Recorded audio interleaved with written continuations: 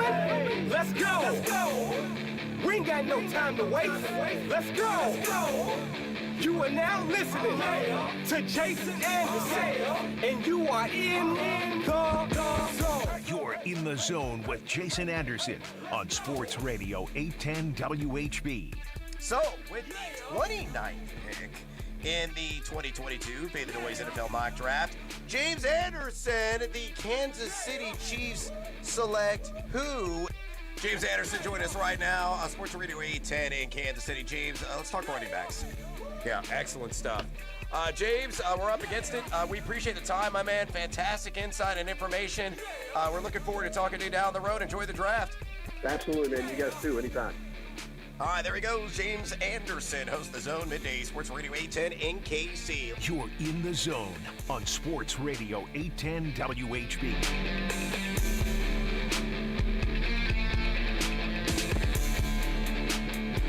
All right, a Friday edition of The Zone right here on Sports Radio 810 WHB. Jason Anderson with you, Josh Brisco, Beards. We head up until 2 o'clock. We've got you for the next 4 hours. You know, I went on that show again, and they used my real name. Went with Jason Anderson this time. That was cool. I liked the switch up there. But yes, it is a Friday edition. Jason Anderson, Josh Brisco, and Beards. A lot of stuff to get into today. A packed show today. We will talk with Matt Derrick coming up 1 hour from now. Chiefs Digest, 810WHB.com, as the Chiefs go camping today. Quarterbacks and rookies will report to camp today in St. Joe. Joshua Brisco will be heading up there and sticking a microphone in people's faces maybe, or just taking pictures, or just enjoying the weather, how beautiful it is outside. Just very nice. You just want to get out and just enjoy it. It's one of those days to where you don't even realize the weather because you're just out there and it's like, oh, I'm just living. It's not a big deal. It's not like it's 110. No big deal. Oh, it's awesome. So. And whenever you have all the sights and sound of bustling St. Joe to go with that, just like you said, that perfect sort of neutral weather where you just, you're right, you almost have to catch your breath and say, let me be present here.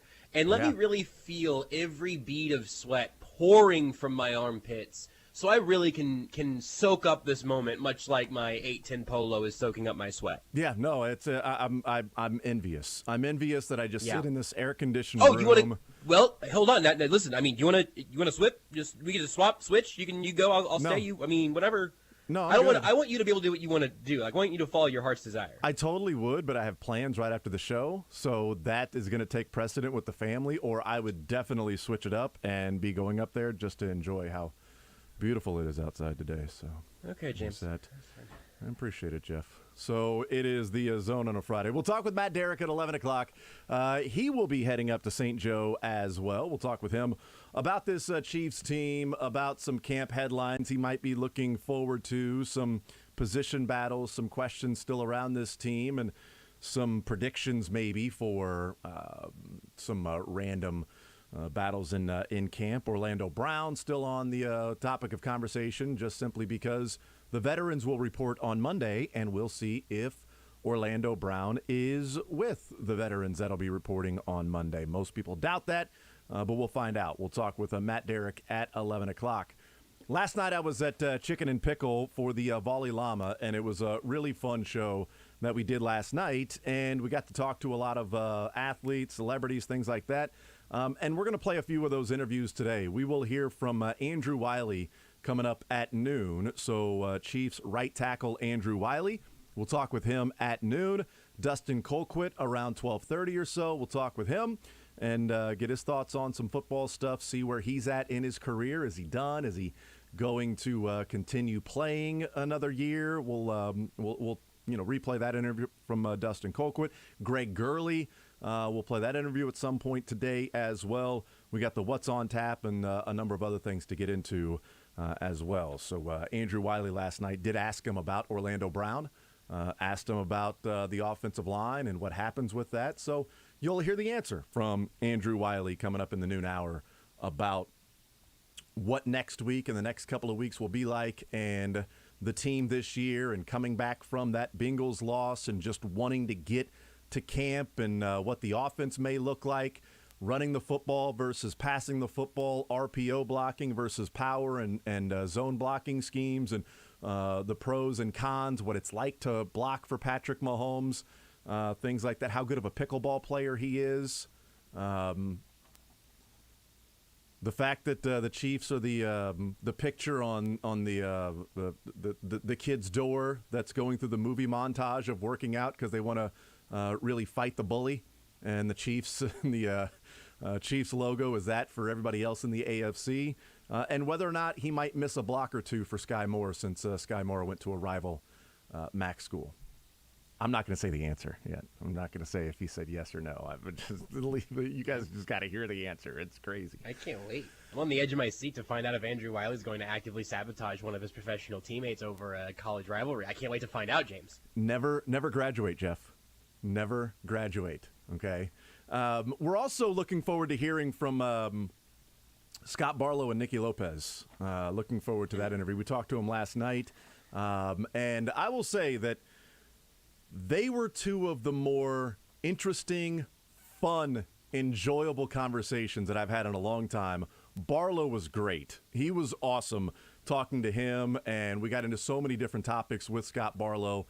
And Nicky Lopez was great, as expected. And, man, we went to, him growing up at Creighton, coming up through the Royals. The moment he got that hit last year, that the 300 popped up on the board for him, and to always have that on the back of the baseball card, and what that feeling was like, and in the clubhouse, whether or not that was talked about, being the new heartthrob in Kansas City, since somebody has to fill the role of Eric Hosmer. And so when you look into Nicky Lopez's eyes, it's like the first time you heard the Beatles. We get into all of those things with Nicky Lopez and Scott Barlow and everything. So we're going to be playing those. What's that? Oh, yeah, that's right. They didn't get recorded last night. I wondered if you were going to talk about this on the show. I don't know if Beards was wondering the same thing. I was just sitting here waiting, thinking, I would make content out of this, but I haven't spoken to you in our real voices since all of this happened last night. And so I wasn't. So here's the thing. How are you, Jason? Hold on. How are you? I would be a whole lot better if we were playing Scott Barlow and Nicky Lopez today, because the show started at 7 o'clock last night. And before the show started, Scott Barlow and Nicky Lopez were like, yeah, we can come on the show. Can we do it now? Because they had some other things. Obviously, there was a reason, we were all out there. It was, to help out these kids that are battling cancer, and they have a buddy, right? Each celebrity was matched up with a buddy with the pickleball. And they're like, well, we're going to go out here and play. Can we do it right now? I'm like, absolutely. So it was like, I think like 5:30 or something like that when we were able, and so it's like, okay, well, we'll just record it down the line and we'll play it later on in the show. We can just do that's great. So everything's recording, good to go. Talk with Scott Barlow, like 20-25 minutes. Again, he was great. He stands up, Nicky Lopez sits down, talking to Nicky Lopez for like 20-25 minutes, get done. Rudy calls me after it's done, and it's one of those worst nightmares in radio, and he goes, dude, I don't know what happened, but none of that recorded. And I said, if you're joking, you need to stop, because I'm going to be pretty upset if you're joking. But also, God, I hope you're joking. And he goes, dude, I'm sorry. I don't know what happened. He's like, I'm looking at the file here, and there is nothing in this. And it's one of those worst nightmares, because I'm like, those were really fun interviews. We talked about living the camper life. Scott Barlow, for 3 years, lived in a camper with his wife. We got into that discussion. Like that, it was great stuff. That only... He told you where he wanted to be traded at the deadline. He told me about punching Mike Matheny in the face one time. Nicky Lopez said verbatim everything that's been wrong with the Royals this year. He went line by line and itemized it. But the crazy thing is you didn't write any of it down, so we don't. It's all been lost to time. The story that Nicky Lopez told us that never is ever going to be aired, of the team holding down Whit Merrifield and Dayton Moore coming over with a vaccination shot, and with a 3-foot-long needle, like it was like in a horror movie. Right as he was getting ready to inject that, Benintendi comes and tackles Dayton, like in the Office linebacker commercials back in the day. And then Michael A. Taylor, with his very strong arm, gets ready to throw, but he remembers that he threw his shoulder out. So then he picks it up, baseball up with his left hand, and threatens to throw it. And Mike Matheny stands up, pats his chest, and says, "Do it, Michael! Do it! I'm right here! Do it!" And then Michael A. Taylor dropped the baseball and said, "You know what? I'm done, Skip. I'm not playing again until at least the All-Star break. But we'll never hear that story because, none of it got recorded last night, so. It wasn't Rudy's fault, right? We have discovered that. It was not. The telling of okay, because that would have been tough. We would have had to have Rudy fired at the end of the month. I think it was absolutely not Rudy's fault. It was one of those just unfortunate circumstances that there really isn't anybody's fault for it. Just one of those things happen. But in all seriousness, I did take a bunch of notes, so I do want to. Oh, good. I would like to actually say some of the things that they talked about. We will get into that at some point. Maybe Josh will ask me questions and he's like, did you ask him this? And then I'll tell you what they said and you'll just have to believe me. I will actually tell the truth then. I will actually tell you what they said. I won't exaggerate. I won't make anything up because then it'd be like they said this. Well, did they? Well, obviously the fight thing in the clubhouse is 100% true. But other things, that may or may not have been exaggerated or completely made up and fabricated, I won't do that at all. But we may get into some of the things that were said because it was pretty interesting, hearing, like, one thing that Mike Matheny has never called Scott Barlow. He's never called him something. And it's and Scott Barlow's like, he's like, listen up next time. He's like, it's never happened. I said, okay, I'll listen up to. Oh, and I told Scott Barlow about our ZOUs, and I need 21 saves. I need 21 saves this year. And I told him how Beards and Mick Schaefer and Corey did not believe in him, and they thought he sucked. And I actually did say this to him on the air. I was like, I don't know, Scott. They just didn't think you were any good. I said you were going to get 21 saves. I was the only one. Said, Scott, they've been rooting against you. And he goes, oh, that's dumb. Oh, that's upsetting. What did they do that for? I said, I know. They're rooting against you. I said, man, how awesome would it have been if you got 2 saves in the same day on the doubleheader? He goes, yeah, I know. That would have been pretty cool if I was able to do that. It was a fun conversation. But I told him that, and I said, I need you to get to 21 saves, man. I need you to get to 21. He goes, I'm going to do it. He goes, all right, how about this? I'll get the 21 saves. And he goes, when I get my 21st save, he goes, I'll pat my chest and I'll tap my cap so you know it's for you. Wow, that's beautiful. I said, awesome. That's a true story. That nobody else knows if it's true or not because only he and I talked about it. Yeah, that could have all been nonsense. No, but that's true. But that's how awesome Scott Barlow is. Like, he was playing along. It was great. He goes, I'm gonna pound my chest and tap my cap when I get my 21st save, just so it's for you, that you don't have to go and buy lunch for everybody. I said, thank you, man. I appreciate that. Was that bet 21 saves with the Royals? Oh, no. We decided a couple of years ago. That because, they were supposed to compete this year.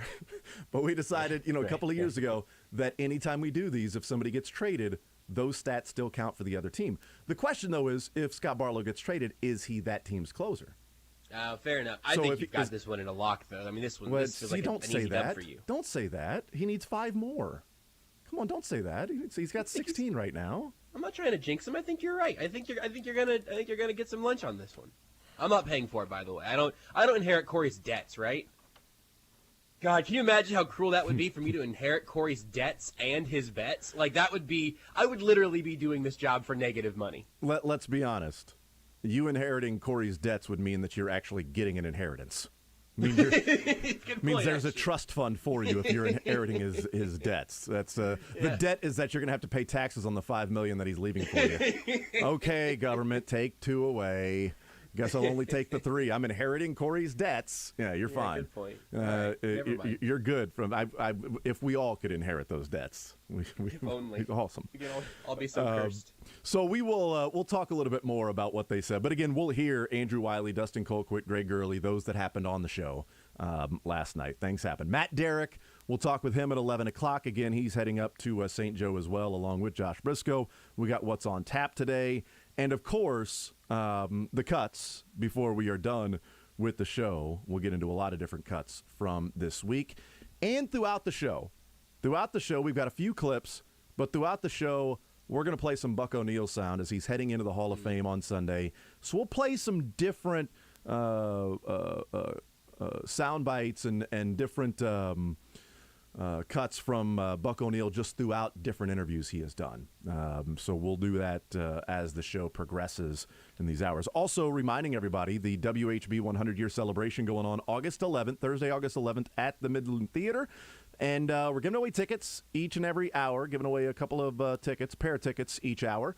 And so we'll do that throughout the day today. We did some listen and wins yesterday. I know Josh had an idea about the impression thing, which I thought was a good idea. We ran out of time yesterday. I don't know if we'll be able to get to that giveaway today because of, the 11 o'clock hour is done with Matt Derrick. And then, we've got Andrew Wylie and Colquitt and Gurley that's coming up as well. And then, you and St. Joe. So I'm not sure we'll be able to do that. We can try to find other things maybe to get into to do some giveaways. Maybe a text line giveaway. We should probably figure something out with a text line text giveaway. of the day kind of thing. Yeah, let's do that. There'll be like a text of the day. We'll do a text of the day. We'll win a pair of tickets to the 100-year celebration. So I think that's great. The only other thing I would say is maybe we come back to the impressions thing, unless you can do an excellent Nicky Lopez or Scott Barlow impression, in which case just call in right now. Jason would like to ask you a few questions. Yes. Again. That would be great. At the end of the show, Chad came up and goes, "Do you want me to go and ask Nicky Lopez if he wants to do it again?" I said, "No, dude. No, I appreciate you asking." And I said, "I bet he would be nice enough to do it." I said, "But I already took 20, 25 minutes of his time. He's out there doing that. No, it's all good. I'll just tell everybody about the story of holding Whit Merrifield down and trying to get the vaccine in his arm. I'll just tell that. I'll really tell that story and just make everybody think that it's from him. It's not a big deal."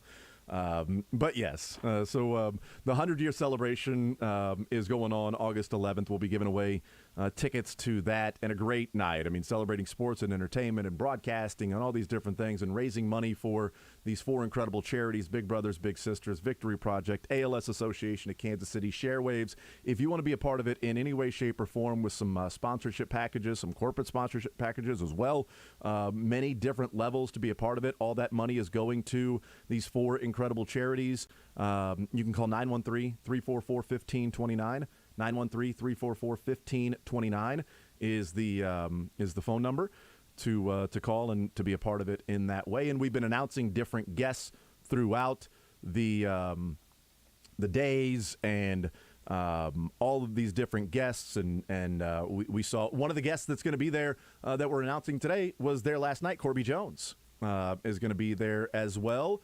Brian Haney is going to be there to go along with Roger Espinoza and Kathy Nelson and Christian Okoye and Lee Zach and Tyshawn Taylor and Tim Grunhard and Gino Schiraldi and Joel Goldberg and Warren Moon and Jeff Montgomery and Tony Temple and Deron Cherry and Greg Gurley and Alex Gordon and Johnny Russell and Nicky Lopez and Gary Pinkel and Bill Moss and Graham Zusi and Trent Green and Willie Wilson and Bill Self and Dustin Colquitt and Matt Beasler and on and on and on and on and on. And we've got 3 every day that we'll be announcing over the next couple of weeks as well.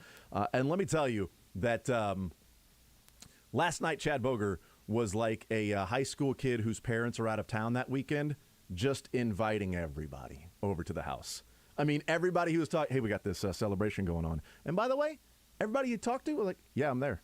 Absolutely. I'm there. Oh, I'll be there." So the guest list that we'll continue to announce got a lot bigger last night after those conversations. So because there's so many good people in Kansas City. So that is going to be a blast. It's going to be a lot of fun with the 100. It's going to be a party. It's going to be a party. And Nigro Brothers will be there at the end of the night with a live auction.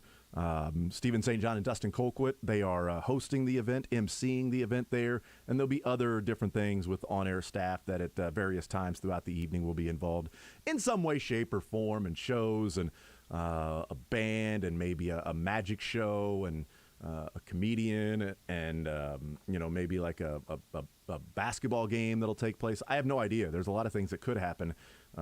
It's a blank canvas for people to figure out. If you had to fill like 5 minutes of stage time, do you know what you would do? Like right now, like, "Jason, quick, we need 5 minutes on stage. Stall, buy time." Dustin Colquitt's currently putting on one dress shoe on his left foot and a different dress shoe on his right foot because he's a punter and punters are weird. Quick, buy us 5 minutes. Hey everybody, how's everybody doing today? I said, how's everybody doing today? I can't hear you. You can do better than that. Are we excited to be here tonight? That's right. As I'm looking left and right, seeing how much time I got. Oh, man, what a fun night. What a fun night. Who's having fun right now? Who's having fun? Raise your hand if you are having fun right now. I know this guy is over there. I know this guy, huh? Oh, I'd put the drink down because she doesn't look too happy right now. She doesn't look too it's going to be an interesting night for those two. I'd either grab another one or just stop right now. I feel like you're at the line of teetering there. They're going to have an interesting ride home in the Uber. I have a map. That was great. You burned through that like a minute and a half. Didn't even seem like you needed to catch your breath. Here's one suggestion I would make. It's the add the drinks, and then it's Bill Self is here, and then you get the clap line. You know, you're just doing an SNL intro. Then our musical guest, Stephen St. John's gonna sing. Woo! There we go. St. John will be out here. We got a lot of oh, hey, look at that, Christian Okoye, everybody. Christian Okoye, round of applause. Christian Okoye, that is the all-time great Nigerian Nightmare right there. That is the Nigerian Nightmare right there. More like a dream being out here at the Midland tonight. What a beautiful venue. Look around. Soak it all in here. 100 years of WHB. Wow. Power of sports. I mean, it's such an awesome night. Gary Pinkel's with us as well. Hey, Gary, appreciate you retiring and leaving the program up to Barry Odom. But no, seriously, I should like be that. a lot you get of a fun. little ooh line. Hey, that's good. Everybody drink it up tonight because Eli Drinkwitz is now rocking the Mizzou program. So that's good. Gary, did you tell Barry Odom not to recruit St. Louis? Was that what did he forget what state he was in? Oh, but no, seriously. Corby Jones is here. Corby Jones. You know what I'm not going to do? I'm not going to kick this mic over at anybody else, Corby. That's what I'm not going to do because that's illegal. That's a penalty, and that's BS. You should have won the game, and I still think about it every day, and I can't imagine how you felt because you played in that game. But one of the all-time greats. Right there. That is really cool. Willie Wilson is right there. Oh, he's gone. He's that fast, everybody. He's that fast. He was right there, and now he is gone.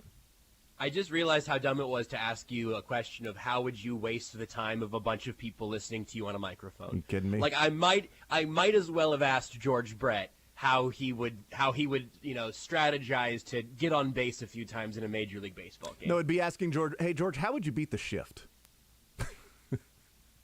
What would you do against the shift, George Brett? I got nervous. How would you do that? No. I know with George Brett, when you say shift, there might be some other things you immediately go to if you take the F away.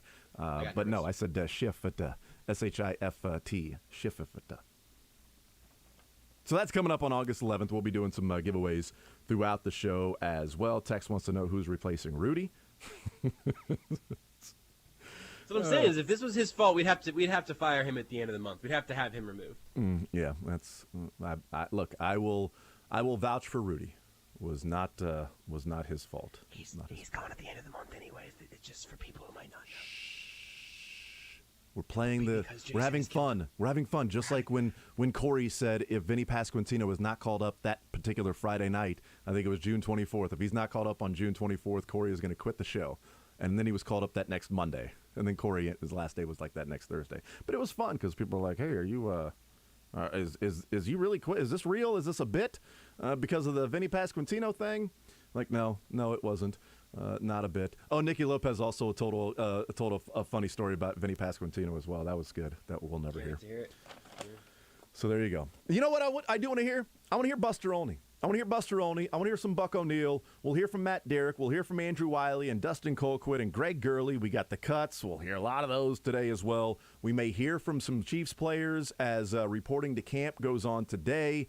And so we'll get into all of that. We'll take a timeout. We'll come back again. We are going to give away tickets. You know, should we just do it right now, like a caller number 8 right now, just to get one out of the way, Beards? Are you good with that? He shrugged his shoulders, so let's just do that. Caller number 8 is going to win a pair of tickets to the 100-year celebration coming up on August 11th. Again, we'll be doing a text line. Text of the day, we're going to give away. Maybe we'll do a couple texts of the day today. Give away a pair of tickets to the 100-year celebration. We've got them. Burning holes in our pockets are these tickets. So we'll do that as well and come up with some other ways to give away these tickets. On the other side, we'll hear from Buster Olney weighing in on the trade deadline and the quote-unquote rebuild that continues to go on, the market, if there is one, for Whit Merrifield, and then Josh and I will get into what we think the second half, what are expectations, what's a positive, what is a good news for the second half for the Royals. If this happens, this is something positive to take away. We'll do that next. Want to see more of The Zone? Watch the show live on the Sports Radio 810 WHB Facebook, Twitter, YouTube, and Twitch.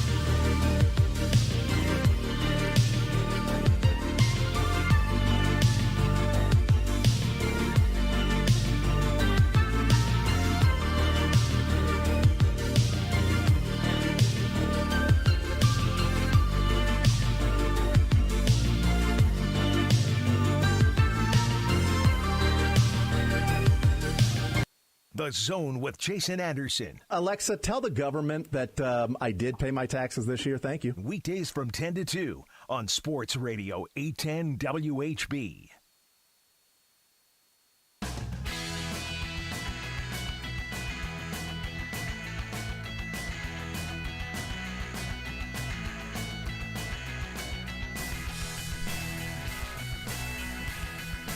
All right, we continue right here on Sports Radio 810 WHB. Jason Anderson with you, Josh Brisco, Beards. Matt Derrick comes up at 11 o'clock. We'll talk with him. He'll be on the phone because he's going to be heading up to St. Joe as the quarterbacks and rookies will report to camp today. The veterans report on Monday. They'll be out there on the field on Wednesday. We'll hear Andrew Wylie coming up at noon. Talked to Andrew Wylie last night, and we'll hear that interview today at noon and talk about what the season means for this Chiefs team and him personally, and starting at right tackle at the end of the year last year. Right now, you're starting right tackle for the Chiefs and protecting Patrick Mahomes. And, of course, I asked him about Orlando Brown and what's that going to mean, and he gave an answer that was pretty honest about what's going on and what the offensive linemen are thinking right now. So we'll hear Andrew Wylie coming up at noon. We'll also hear about his pickleball skills. We'll hear from him at noon. Let's hear from Buster Olney if we can. Buster Olney on the Border Patrol. And I think the main thing over the next couple of weeks, while we're talking Chiefs, outside of that, the main thing around Royals is going to be what happens until August 2nd. What happens over the next 11 days or so to kind of figure out where the Royals go, who gets traded, and how soon some of the baby Royals will be back up with the big league squad. And then, of course, what happens the rest of the way. Whit Merrifield is a guy that I think there's an unknown in terms of reception tonight because of the comments that he had, last week, and even trying to clean up those comments that apparently didn't do all that great of a job doing. Buster Olney was asked and weighs in on if there is a market for one Whit Merrifield. I'm sure there would be some kind of market, but would it be worthwhile for the Royals enough? Would the Royals get enough in return to make it worth their while? That is an open question. Like at this point, I'm sure that if teams were talking to the Royals, they'd be looking for, hey, we'll take your bargain. We'll take that that house that's in foreclosure off the market. That's kind of the situation I think the Royals would be in if they were to deal him, especially with those questions, and especially given his comments. And I saw what Whit said last week, where he said that he realized that his comments were not taken as they were heard, and he reached out to the Royals front office. Hey, they are what they are, and it sort of it would raise questions in the eyes of folks with other teams, no doubt about it. Like, what exactly is going on here? Like, what is driving this person? What is does the team have to be good for him to want to be available to the team? And it raises a whole lot of questions I'm sure Whit's not going to be happy about that they are being asked in other front offices. And it's unusual, especially for a guy who's been, spent his career so invested in what his team is doing. And so, it is odd. So when the comments came out last week, Josh, you were on vacation. And so when the comments came out last week, obviously the reaction was pretty visceral and expected. And it was are you serious, man? You're willing to do that for a playoff team, but not for this team. And the struggles that you had at the beginning of the season were a big reason, why. And there were other guys, too. He wasn't the only one. But his struggles at the beginning of the season, being somebody who was in the lineup every day, a leader, and as a leadoff guy, and he was literally one of the worst hitters in all of baseball through the first month, 5-6 weeks. And the Royals were pretty bad at that time. And their leadoff hitter was never getting on base and, wasn't driving anybody in and wasn't getting hits and doing some of those things. And obviously some injuries and other things that were taking place. But he was out there playing every day. So it's this odd, dichotomy of Whit Merrifield that, plays every day and finds it important that he's going to be in the lineup and will play through nagging injuries to be out there. But then, to really be out there, well, it'd have to be a winning team for me to reassess what I'm doing and maybe go down that route. But Buster Olney talking about, and this emphasizes and highlights yet again what we've talked about the last couple of years, in that Whit Merrifield continuing to be on the team and not being traded when you can get real value from him has been lost. Because Buster Olney says, pennies on the dollar. Yeah, we'll take your discount. I mean, yeah, we'll take Whit Merrifield off your hands. We ain't giving you anything for him. But, yeah, if you're looking to trade him, certainly we'll take Whit Merrifield on this team. And it depends on what team he goes to as to whether or not he has to reassess, a vaccination status or not. But just hearing that from Buster Olney saying, yeah, I mean, there's a market out there, but, you know, it ain't a market that people are dying to get Whit Merrifield. Last year, the market was, boy, people would want Whit Merrifield. Are they going to trade Whit Merrifield in this offseason or in the middle of the season? And the answer was no, because they thought they were going to compete this year. And they thought Whit Merrifield was going to be a part of it. And they were wrong. They assessed wrong. They guessed wrong. They planned wrong and planned poorly. And they made a mistake in not trading him last year. And now you're getting pennies on the dollar if you trade him. And I wonder, Josh, if it's even amicable for him to continue with the Royals, if it's not in the best interest from everybody, even if you're getting discounted prices for trading Whit Merrifield, if it's just simply in the best interest of everybody with the comments that he made of just, hey, you know what, we're trading him. Here's the deal. Whit, go try to play in the playoffs. And Royals fans move on to the baby Royals. The next guy's up because I think it's going to be pretty hard for Royals fans to get over the comment from last week with Whit Merrifield and also the frustration about the fact that, you know, they could have traded in the last couple of years and they didn't. And now they're sitting in a position to where there really isn't a market for him. I bought my first car for $2,000. I drove it for like maybe, I think at least 5 years. It was a 98 Neon, a Plymouth Neon. Plymouth doesn't exist anymore. Crank down windows. Several years later, I sold that same car for a $100 bill that someone handed me before they towed it away. It had 2 flat tires, a hole in the coolant tank. The AC hadn't worked for quite a while. I had recently bought a slightly nicer car, not, you know, a little bit before that. That car also then I had for a long time. That second car of mine, by the end, was slowly leaking oil in an unreparable way. The battery was being powered by an external battery that I was had in the trunk of my car. I sold that one for $500 at the very end as like credit towards the car that I drive now. That's so far so good. I think the Royals treat their useful assets worse than I do. I never thought, though, in defense of myself, I never thought that I was going to turn around the 98 Neon 5 years after hard living for more than I paid for it. And to hear Buster Olney say that, yeah, some other team might come by and say, we'll take your bargain, makes me want to barf. Like, the Royals, too late, but they got it right with Whit Merrifield. They found that there was something more from this player. And the difference is I was just going to drive those cars into the ground until they could not drive any further, and then, you know, buy something a little nicer the next time and see how far I can get that, and then I'll drive it till the wheels fall off. I'll buy something a little nicer if I can, you know, all of that. The Royals, though, are a professional sports organization. You have to know. It would have been like if I was like, hey, look, I'm going to buy this car here now. I'm going to let it sit in my driveway for 5 years because I'm never actually going to drive it, let's say, to a meaningful place in October. This car will never drive in the month of October. So what should I do? I probably ought to move it before it's literally $100 with 2 flat tires and has publicly said it doesn't want to be here anymore. But in all effective reading between the lines of that. Like, it is so frustrating to me because this is the consequence of the Royals misevaluating their own timeline. I understand they want to win. I understand they've been trying to win. I don't think the Royals should have been tanking the last 5 years, although the results would be very different very, very difficult to tell the difference between. But you don't want your team to tank. You don't want your team to be terrible on purpose. I'm not arguing for that.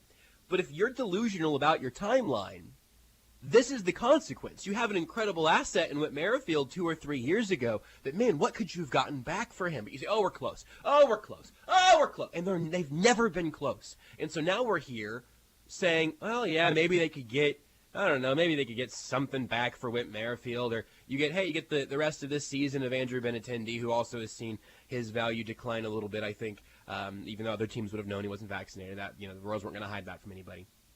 But it is so frustrating to me to watch these guys lose value for a window that doesn't exist, that the Royals have been trying to sell us on. And I don't know if it's been disingenuous or if it's just been wrong, but either way, the consequences are the same.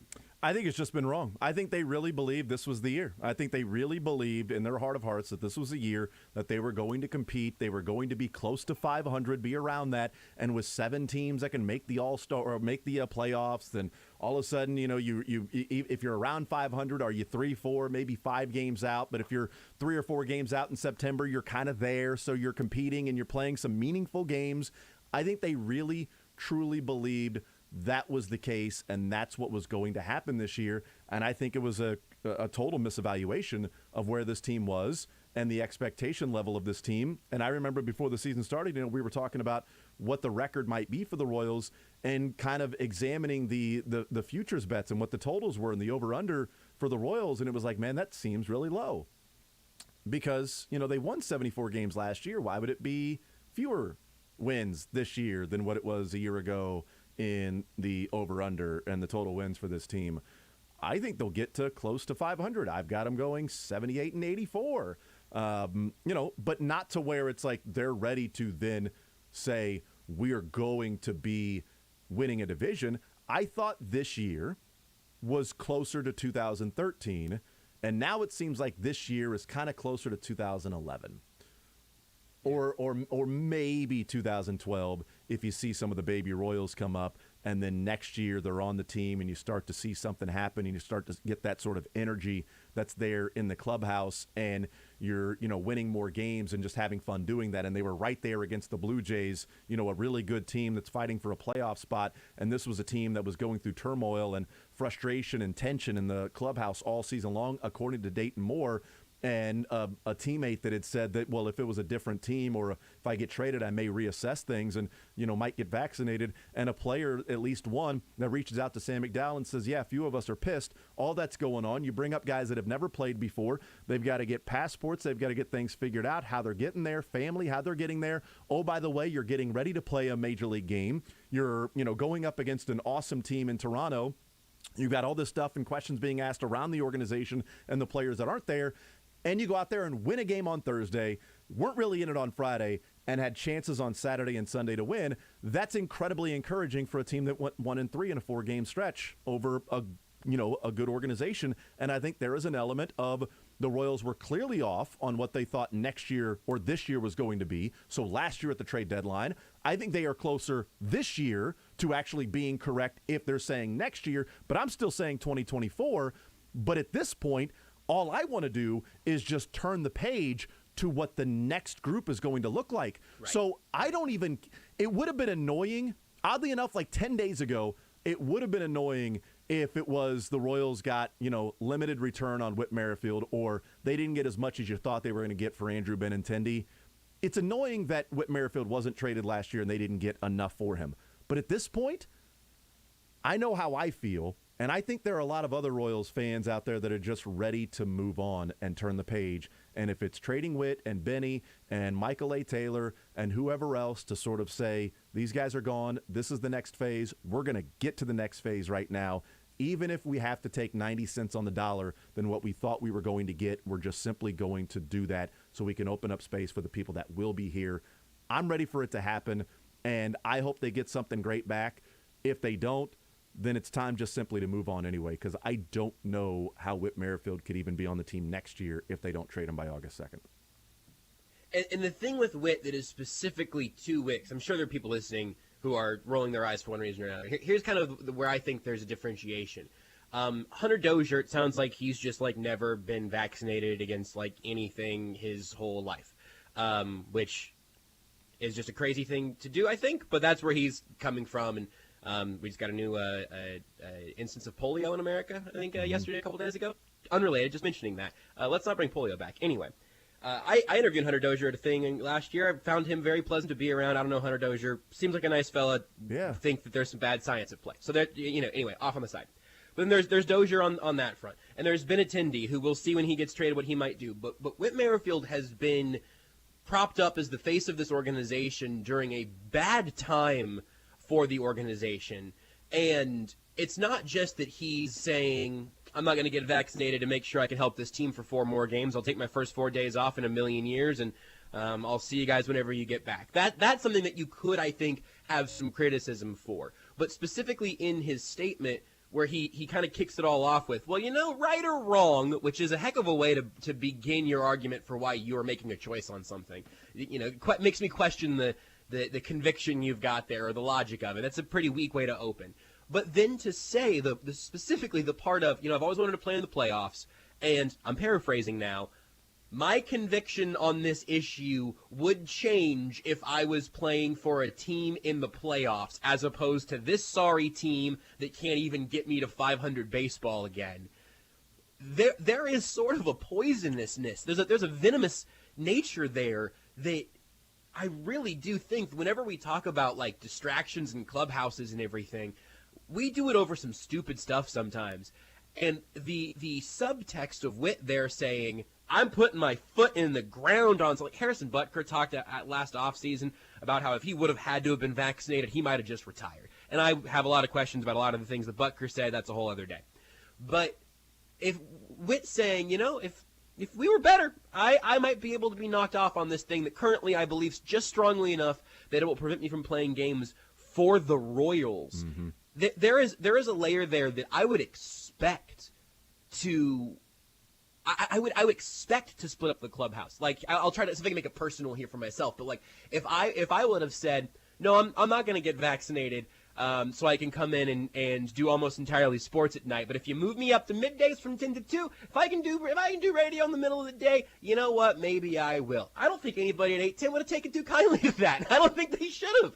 I think it's a wild leverage play almost that is very strange and certainly would have you doubting the courage of my conviction there. And I have to think that Whit Merrifield is re-entering a clubhouse today that has a couple of cold shoulders for him. Not even because he's just not vaccinated. I don't think Hunter Dozier or even Andrew Benintendi are going to walk into quite the same thing there. Because Whit Merrifield's this team's player rep. Mm-hmm. He's the player rep for the Royals. He's supposed to speak for the other players on this team. And you've got, at least 15 guys across the active roster that are vaccinated, and even the rest of them, again, didn't say that. I really think that in terms of the kind of clubhouse tension, especially one that has reportedly, and even as you mentioned, kind of Dayton referred to this, that has had tension within it this whole season anyway, I think this is one of the more tangible sort of intra-team conflicts that we've seen in a while, especially in Kansas City. Marcus Peters didn't seem to get along with Bob Sutton. There might have been something else going on there.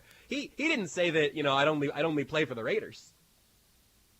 Yeah, it's we'll see what happens tonight, and I think there is a difference because of the quote. And you know what? Maybe Benintendi approached it the right way. It was a personal choice, and I'm not going to weigh in on it anymore. He also probably knew that he wasn't going to have to win over Royals fans for a whole lot longer. True, that's exactly right, and we'll see what happens tonight and moving forward. We need to take a break. We'll come back, wrap up this hour. We'll talk with Matt Derrick, some Chiefs football as, again, quarterbacks and rookies. It is report day for them. It is already here. It's training camp, man. People heading up to St. Joe, Matt Derrick as well. And, again, throughout the show, we're going to be playing some Buck O'Neil clips. And maybe we'll have some time for a small little Buck O'Neil soundbite on the other side of the break. More Zone next. Follow the show on Twitter at J810Anderson, at JB Brisco, at Beards McFly, and at Sports Radio 810.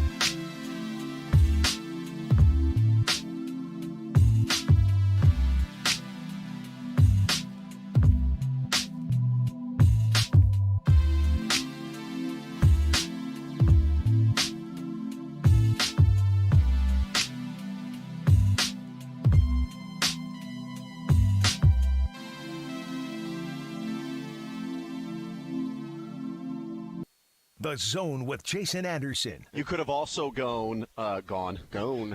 Weekdays from 10 to 2 on Sports Radio 810 WHB. All right, so we'll take a break here in just a second, and we'll talk with Matt Derrick, who is going to head up to St. Joe. But you know what? Let's hear, Buck O'Neil goes into the Hall of Fame on Sunday. We'll play some different clips throughout the show of Buck O'Neil. Here's Buck O'Neil talking about a certain sound in baseball that he has heard, the crack of the bat, and the very few times he's heard that specific sound. Here's Buck O'Neil talking about that. I was outside the fence, but it was a sound of the bat that I had never heard before in my life. That was Ruth hitting the ball. And the next time I heard that sound, I'm in Washington, D.C. I rushed out, and there was Josh Gibson hitting the ball. And I heard this sound again. Now, I didn't hear it anymore. I'm in Kansas City, and I heard this sound one more time that I hadn't heard only twice in my life. Now, you know who this is? Bo Jackson swinging at that. And now I heard this sound. It was a thrill for me. I said, here it is again. I heard it again. I've only heard it 3 times in my life, but now I'm living because I'm going to hear it again one day if I live long enough. Babe Ruth, Josh Gibson, Bo Jackson. That sound that he heard off crack of the bat. Buck O'Neil, amazing, man. Sunday going into the Hall of Fame, way too late. Way too deserving as well.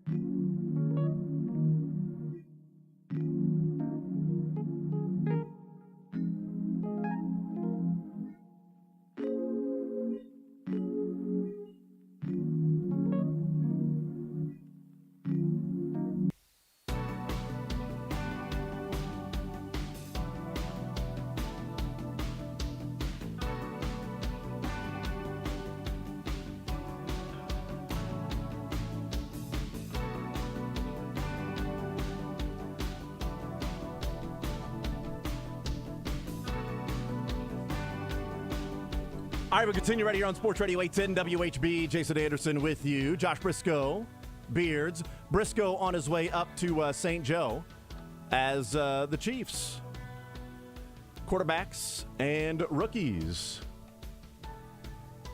heading to camp, reporting to St. Joe and training camp. And the veterans will be there on Monday. A veteran of covering the Chiefs. His name is Matt Derrick. He joins us here in the zone with Chiefs Digest, 810WHB.com. Matt, what is up, brother? How are you? I am doing pretty well, Jason. I myself have also reported for duty.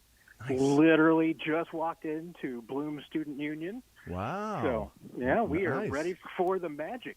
How about that? Is it what's the butterflies, the feeling like the angel, like we're here, like there's training camp going on. You are in St. Joe again. It is here. It is real. It is hot. It's only going to get hotter, I'm sure. But hey, right now, as I had a conversation with one of the equipment guys the other day, the best day of training camp is the first day, and the second best day of training camp is the last day. What is it on the wire? You only serve 2 days, the day you go in, the day you get out? Precisely. Yes. We talked with Andrew Wylie last night that we're going to play that interview today at noon. And I was talking to him about the heat and what to expect and all of that stuff. And he's just like, you could tell in his face, like it doesn't translate on radio, but you could tell in his face just like, it's going to be interesting. And so I asked him, I'm like, any chance like when it's like 102 or if there's another day like that, you look over and be like, hey, Andy, there's a beautiful indoor practice facility right there. And he was like, nah, Andy's old school, man. He ain't doing that for some heat. No, we're practicing outside in the elements, maybe some rain or lightning or something like that. But too hot, not happening with Andy Reid. You expect that to be the case, even if like there's another like 102-degree day in the mid-afternoon or even in the morning, that he'd be like, nah, don't care. 102, put your pads on. Let's go play, guys. Oh, yeah. I mean, Andy's going to coach in old school in the way that I think if he hears it's going to be 102 that day, he's like, yeah, let's do long drive day today. Let's just move it. Let's do. Hey, everybody's out there for 19 straight plays. Let's test everybody. Let's figure it out. Yeah, no, I mean, it helps out that practice starts at 9:15 every day. True. So hey, you're off the field by noon. What I'm curious about sometimes is the afternoon. I think that when it does get hotter, I'd imagine they do some of the walkthroughs and everything like that indoors. But I mean, the training camp, what Andy Reid believes, and I think it has probably put him in pretty good stead over the years, is that it's supposed to build your team. I mean, it's supposed to test your strength, your stamina. It's supposed to build you up. And hey, there's plenty of times that you hear players on this team you'll talk about in December. Hey, you know what? There's a reason why we did all that work in July and August, and we're out there in that 102-degree heat, and we did those long drives because sometime during the season you're going to have to bank on that, and you're going to need the fortitude that you built during training camp. It's amazing the narrative changing around that, right, with Andy Reid, because for so long it was Andy Reid's training camps were so hard and they were old school and one of the toughest training camps that's still happening. Tough being a relative term for those that had training camp, in the 70s, 80s, and parts of the 90s is a little different than what a tough training camp is today. But the narrative around that was, his teams start off fast, but they fade because, they're worn down. They go through all the training. He's too hard on them in training camp, and then they just don't have enough at the end, and that's why his teams don't make the Super Bowl, and they have trouble at the end of the season. But, boy, in September, they're awesome. Well, yeah, because they're sort of in mid-season form in September. That means they're in late-season form in the middle of the season, and that means they're done playing and they don't have enough in the tank. That was the narrative around it.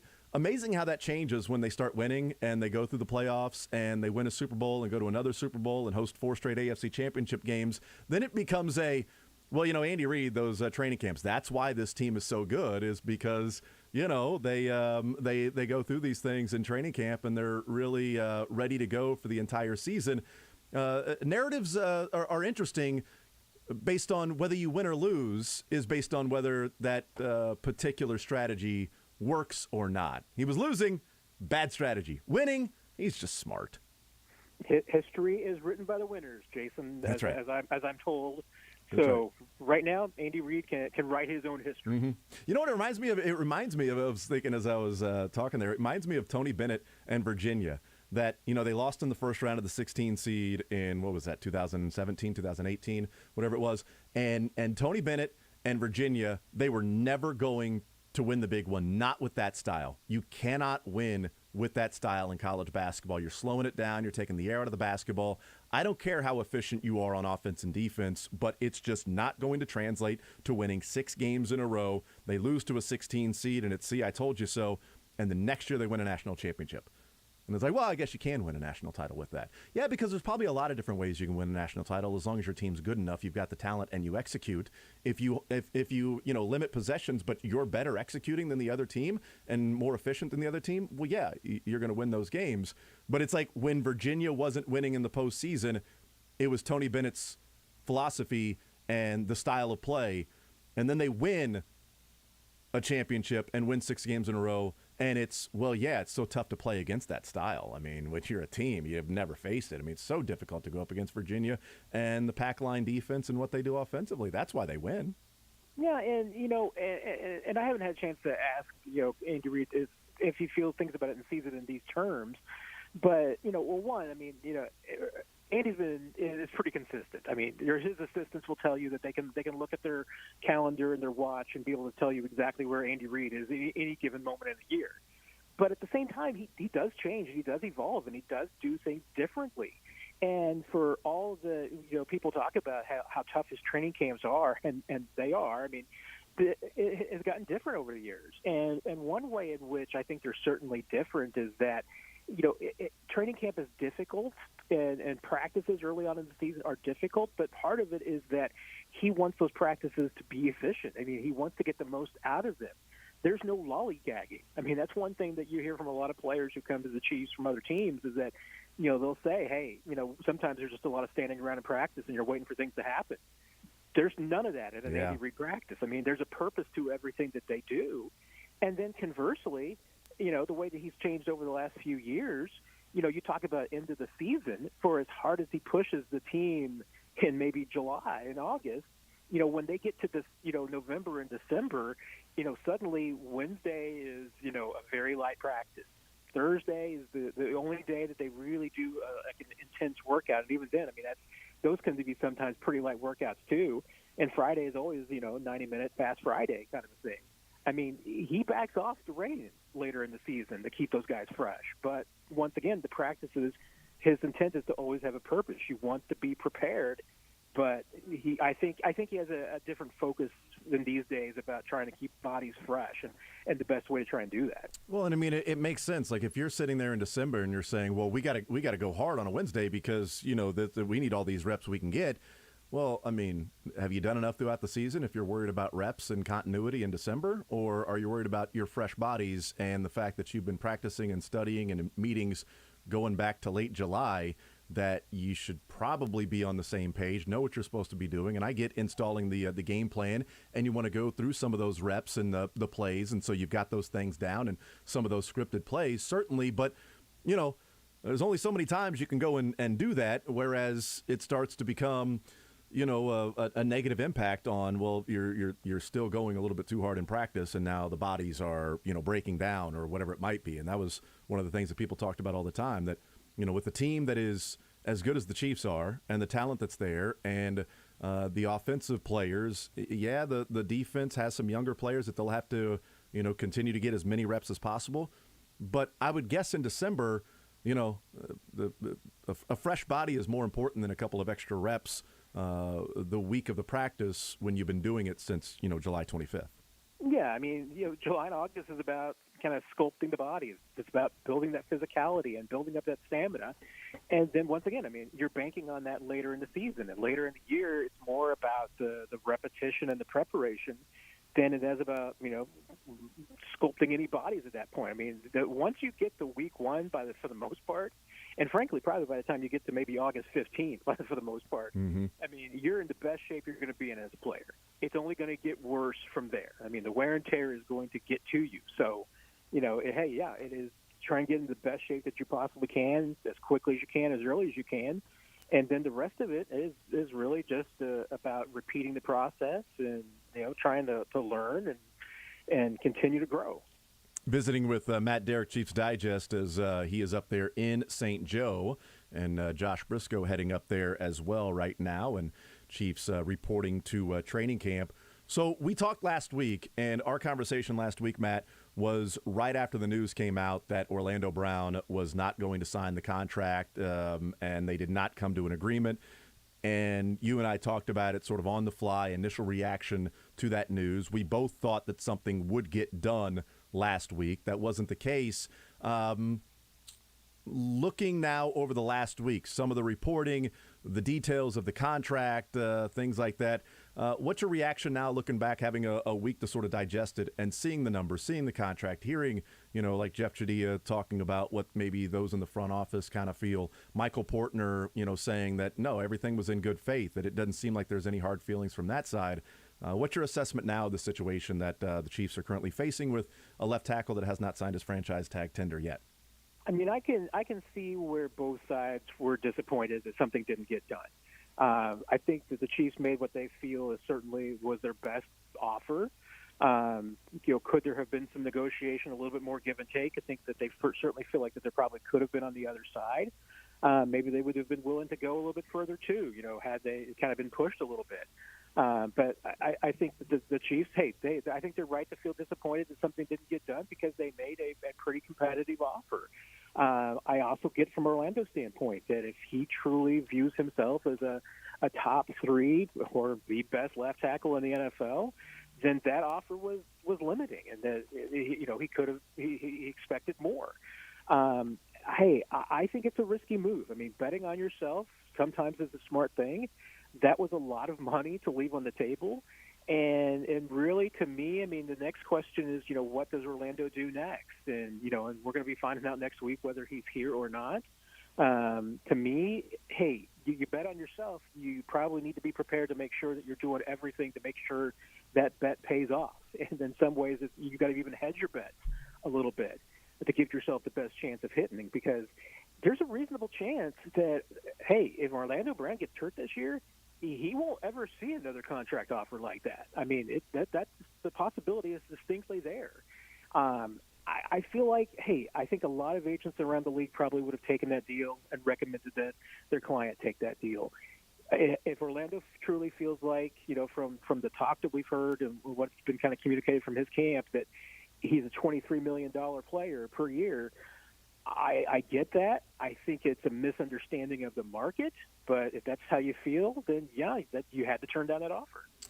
Visiting with Matt Derrick, and one of the things that's come out this week, and Jeff Chadilla talking about the quote of, this isn't the same guy that they traded for, and then he explained really what that was about, and he had mentioned team friendly or team player, things like that. He said, no, it's not about the player on the field, it's not about the person. It is. He then said, okay, people read into what team-friendly contract or team player is, and he said, okay, let's change that with reasonable. And he goes, reasonable is probably a better word than using the phrase team-friendly, that it's a reasonable contract negotiation or expectation of what you think your value is. Do you think that's an understandable way for the Chiefs to look at this negotiation and say, man, we thought that this was going to be different because, asking for Trent Williams' money is unreasonable at this time. We thought there was going to be maybe some cooler heads that would, for lack of a better term, that would be able to come to an agreement and you would understand where your value is, that we thought that that's who we were working with here. The word reasonable instead of team-friendly, I think, makes more sense than because team-friendly sounds like, well, you wanted him to take a hometown discount. Well, that's not going to happen. Pay him his value. Yeah, and I think that is a better way to coach it. I mean, I do think that it was a situation where, the Chiefs, that viewpoint certainly has nothing to do with Orlando Brown on the field. That's not, absolutely, like Jeff said, it's not what they're talking about there. It's more about, maybe the willingness to get something done and the expectation that, hey, if Orlando Brown found himself in a place where he was playing the position that he truly wanted to play, that he got some, stability. He got some of that generational money. He got the opportunity to really set his family up for the long term, that, maybe the details wouldn't matter as much and that the total amount wouldn't matter as much. But the opportunity to make that money was maybe better and bigger and more important than, than just becoming the highest paid player in the league at the position. And, basically these negotiations, it's hard not to look at this, and especially with some of the things being said, and not see that was not the expectation, that the Chiefs ended up negotiating with a player and an agent who were looking for the biggest deal in the NFL for a tackle. And that's not what the Chiefs thought that they were heading into negotiation-wise. They thought they were going in with a player who maybe, to use that word, had a more reasonable expectation about what their value was and where they fit into the market and what the kind of opportunities were there. Certainly the deal that the Chiefs offered, there was still potential that, hey, Orlando could have become a free agent again at 29 or 30, and a third deal would have been on the way, just like kind of Trent Williams and some of these other guys have gotten. And that's where you can make that money again, really based on when you become a free agent again. And I don't know. I mean, we'll see how it plays out. I think it's a risk, but I think it does tell you what the focus of the Browns camp was, and it wasn't just about getting a deal done and getting good value. It was about getting the most value. There was a text that came in yesterday. I thought it was interesting. I don't know if there's any weight to this. It's kind of a conspiracy type deal, which just kind of reading it, and what it's maybe doing. Looking at it and saying there's ulterior motives from Orlando Brown. The text was, is there a chance that Orlando Brown sort of drug his feet and looked for an agent, and it took him a while, and then finally found an agent, and then that was after the draft, after real free agency and everything, and then, okay, now I've got this guy. You're going to have to pay me what I want now because you don't have another choice. You can't go and, we're not even talking because I haven't found an agent yet. So my agent isn't even telling you what I want. So, if that was going on in March, then maybe the Chiefs would say, we can't do this. Maybe we look to trade him. Maybe we draft a left tackle here and do something else there. That by making sure that came and went, by making sure that free agency sort of came and went, and then signing on with an agent, in June or whatever, that it limited the time, and then they can tell the Chiefs, oh, by the way, this is what we want now, and you feel like that strategy would put their backs against the wall, and they would feel like they had no other choice but to sign you. Is there any weight to that, you think, that maybe there was something more of an ulterior motive from Orlando Brown in taking his time and finding an agent to make sure that the time for the Chiefs to go out and bring in an actual replacement for Orlando Brown had already passed? Yeah, I think that the way that the process played out probably invites that kind of speculation. But I don't think that there was any 3D chess being played here. I mean, I think it was certainly simply a matter taking on face value that, hey, I think Orlando Brown wanted to find an agent that shared his values and shared his vision for his career and what he wanted to do, and it took a while to do that. Hey, could the speculation be true from the other side, which is that, hey, Orlando was looking for an agent that simply told him what he wanted to hear? Yeah, sure, maybe that's the case. Yeah, it's true. But I do think that it really came down to Orlando just trying to find an agent that was on the same page with him, that he felt committed to doing things the way that he wanted to do them, and shared his vision, that feeling like that, hey, you know what, he should be the highest paid tackle in the league. And if it took a while to find that guy, then, hey, I mean, I'm not going to begrudge any player for, the agent that they hire, because they need to be comfortable with their representation. I mean, that's just the bottom line. Be interesting if it took them finding somebody who's never done an NFL contract before to tell them, I can get you that deal. Other guys saying, well, this is probably what you'll get. Well, let me interview this guy. Well, this is reasonable for what you should expect to get. Let me interview this guy. Well, they didn't go over the top for Trent Williams, so, you can't really expect that to happen. Okay, let me interview this guy. I'll get you every dime. You'll be the highest paid left tackle in the league. Cool, this is my agent. I don't know if that was the case. That's a good point, that might have been more of the holdup, was finding somebody that told him and convinced him, I'm going to get you this money. Here's the strategy. If you don't get it, here's what we're going to do with franchise tender. Here's how it's going to work out. And this is the entire strategy and plan set up for you if they don't agree to this long-term deal, and telling him what he wants to hear. I don't know. That's certainly a possibility. Matt Derrick, Chiefs Digest, 810WHB.com. Let me ask you from this standpoint, from looking at the Chiefs and a team that is one of the favorites in the NFL. And the offensive line is obviously important because we talked about how good it was last year, how much they improved last year.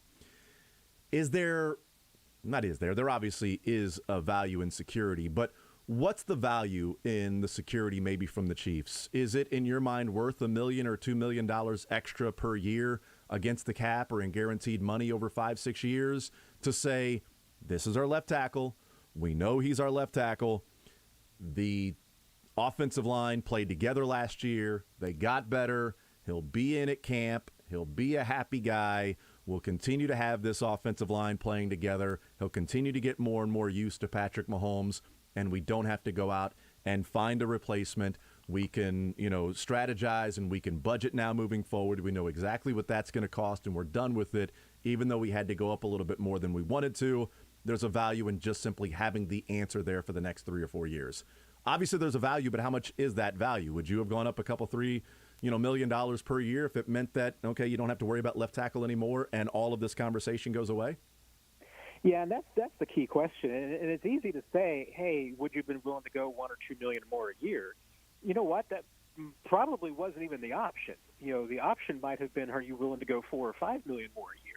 I mean, we really don't know exactly how far apart they were dollar-wise, but the gap may have been just more than we think that it was. Mm-hmm. That's one part of it. And the other part of it, too, is, once again, you're talking about a player that you've only had a year with. And I go back to, and I think it's an apt comparison, with Chris Jones. The Chiefs were clearly, willing to go pretty far to get Chris Jones signed. They gave him made him one of the higher paid defensive tackles in the league at that position. They made it was a very competitive deal at the end. But they also had 4 years of history of knowing Chris Jones and who he was, and they saw the work that he put in every single year. When you only know a guy for a year, you don't have that same confidence. You don't have that same knowledge. Maybe don't have that same relationship and personal connection. So I think that's another part of it that makes this deal harder from the Chiefs' standpoint.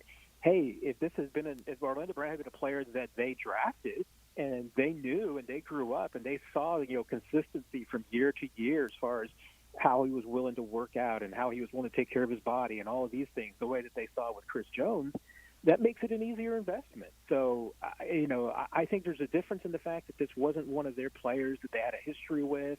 It makes a difference in just how far you had to go. And, once again, I come back and I think we even talked about this last week. I don't think that I think the Chiefs would absolutely love at the end of this season for Orlando Brown to be, coming back to him and saying, 23 is not enough. It's going to be 25 now because I had an awesome season and we won a Super Bowl. They'd love to have that problem. That's the deal. But, at some point you have to draw lines. And the Chiefs have certainly shown that over the last few months that, hey, there's a line that they realize that they have to draw when it comes to how much that they can pay players going forward while still keeping their quarterback. And that's an important part of it, too, because, and once again, in the last 24 hours, we've been talking about how great that deal for Patrick Mahomes is. Well, guess what? I will bet my house that Patrick Mahomes is not playing under this contract in 2029. That thing's getting redone. That thing's getting renegotiated because the market's going to continue to go up, and they know that. Yep. Yeah, and part of that deal being structured the way that it is, they know what's going to happen, and they know, ultimately 2027, 2028, whenever that deal is that they restructure it and have a new deal. Yeah, I'm totally with you on that, and I absolutely agree that next off season, I believe that the front office and Brett Veach are hoping that they're looking at it and going, okay, yeah, you deserve it, man. Here's the check. Here's the contract. Let's do it. And maybe we would have saved a little money if we'd have done this last year, but you proved us wrong. And congratulations, and we're willing to pay the money. Because if Orlando Brown played like Trent Williams this year, I think he would have a contract done. I think they would have paid him what he was looking for because I think they're willing to do that. Especially for a 26-year-old, it's just they're not willing to pay him Trent Williams money when he is not Trent Williams. and not many lists would even have Orlando Brown in the top 10 of left tackles. And maybe that changes this year, and that would be awesome. And we all hope that's the case. We'll take a timeout. We'll come back. Matt Derrick is in St. Joe. Quarterbacks and rookies reporting to camp today. We'll talk about some camp position battles, some things he may be looking for, and some headlines and storylines for training camp. We'll do that on the other side of the break, hanging out on a Friday edition of The Zone at Sports Radio 810 WHB. More with Matt Derrick next. Take the show with you by listening live on 810WHB.com, in the 810 mobile app, or by subscribing to The Zone wherever you get your podcasts.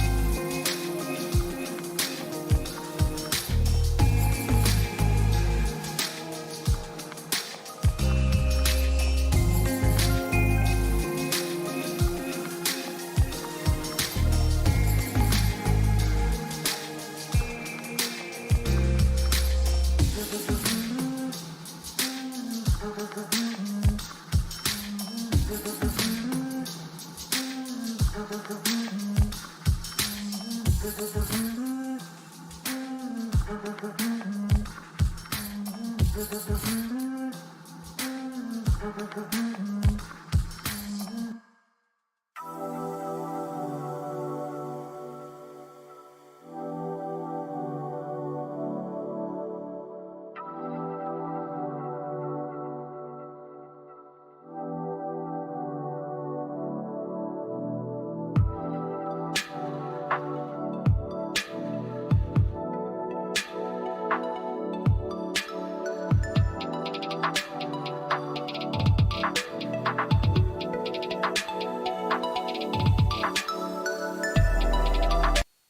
Zone with Jason Anderson. Bonjour, Laurent. That's not the best my French accent can do. Weekdays from 10 to 2 on Sports Radio 810 WHB.